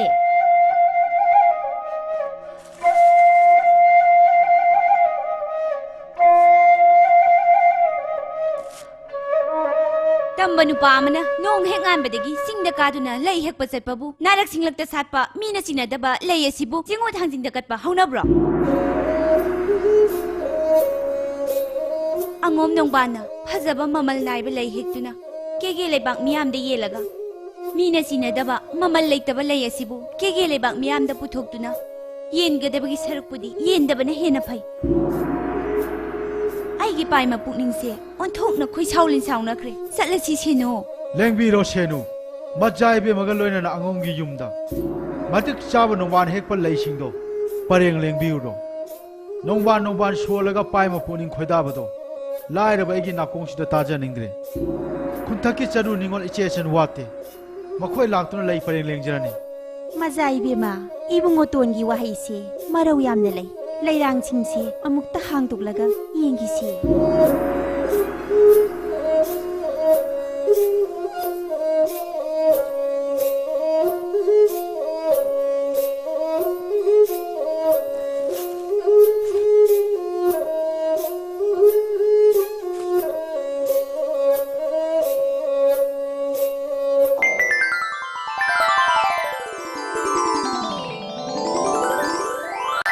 ꯁꯦꯅꯨ ꯑꯄꯪꯕꯤ ꯀꯨꯝꯒꯤ ꯍꯪꯉꯣꯏ ꯃꯤꯀꯨꯞꯄꯤ ꯁꯟꯖꯥꯎꯅ ꯉꯝꯃꯣꯟ ꯊꯨꯡꯗꯦ ꯂꯐꯨꯅ ꯃꯆꯤ ꯀꯥꯗꯦ ꯈꯛ ꯊꯥꯖꯔꯨꯅꯣ ꯃꯤꯖꯥꯎꯅ ꯂꯨꯕꯁꯦ ꯈꯝ ꯊꯦꯡꯕꯅꯦ ꯅꯪꯅ ꯍꯥꯏꯕ ꯊꯥꯖꯔꯨꯕꯗꯒꯤ ꯍꯧꯖꯤꯛꯇꯤ ꯑꯩꯁꯨ ꯌꯥꯎꯅ ꯆꯣꯞꯄꯦꯗꯣ ꯈꯪꯖꯗ꯭ꯔꯦꯗ ꯏꯕꯦꯝꯃ ꯀꯦꯒꯦꯗ ꯑꯄꯪꯕꯤ ꯂꯩꯍꯩꯗ꯭ꯔꯦ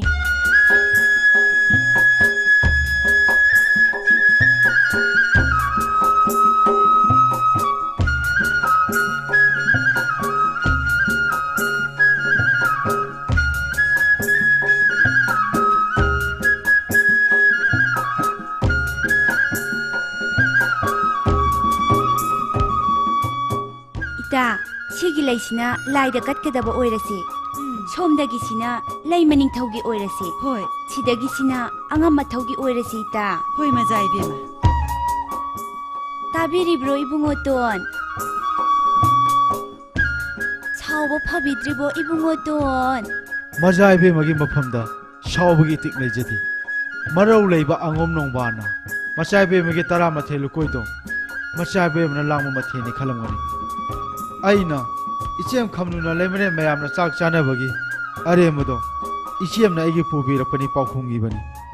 ꯃꯆꯥ ꯏꯕꯦꯝꯃꯅ ꯂꯣꯏꯖꯥꯅꯤꯡꯉꯣ ꯂꯥꯛꯄꯗ ꯈꯔ ꯄꯨꯃꯦꯟ ꯄꯥꯎꯃꯦꯟꯅꯕꯤꯌꯨ. ꯅꯠꯇ꯭ꯔꯕꯗꯤ ꯋꯥꯖꯥꯎ ꯊꯣꯛꯀꯅꯤ.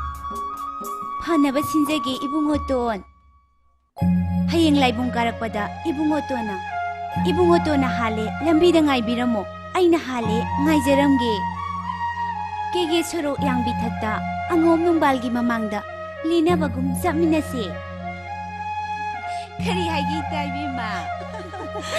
ꯊꯝꯂꯤ ꯃꯥꯟꯖ ꯄꯥꯝꯕ ꯍꯣꯅ ꯅꯨꯡꯁꯤꯈ꯭ꯔꯦꯗ ꯅꯨꯡꯁꯤꯈ꯭ꯔꯦꯗ.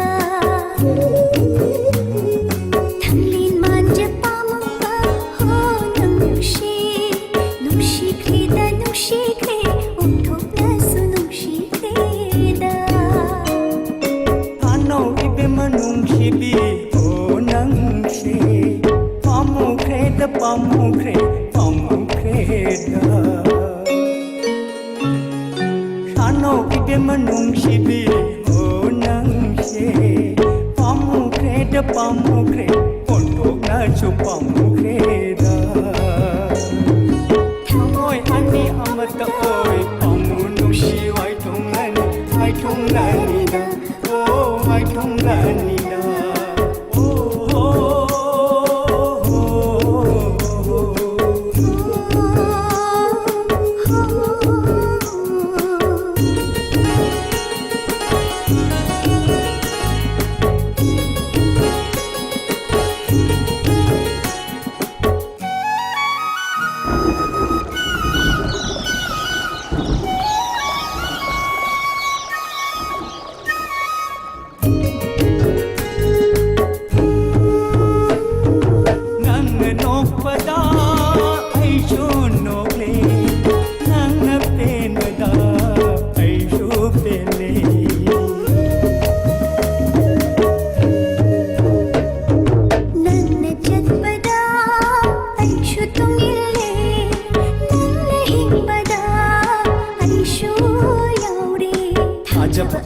ꯄꯨꯟꯁꯤꯜꯂꯦ ꯆꯤꯡꯅꯕ ꯌꯥꯎꯗ꯭ꯔꯕ ꯊꯃꯣꯏ ꯑꯅꯤ. ꯊꯥꯖꯕ ꯑꯃꯅ ꯄꯨꯟꯁꯤꯜꯂꯦ ꯆꯤꯡꯅꯕ ꯌꯥꯎꯗ꯭ꯔꯕ ꯊꯃꯣꯏ ꯑꯅꯤ.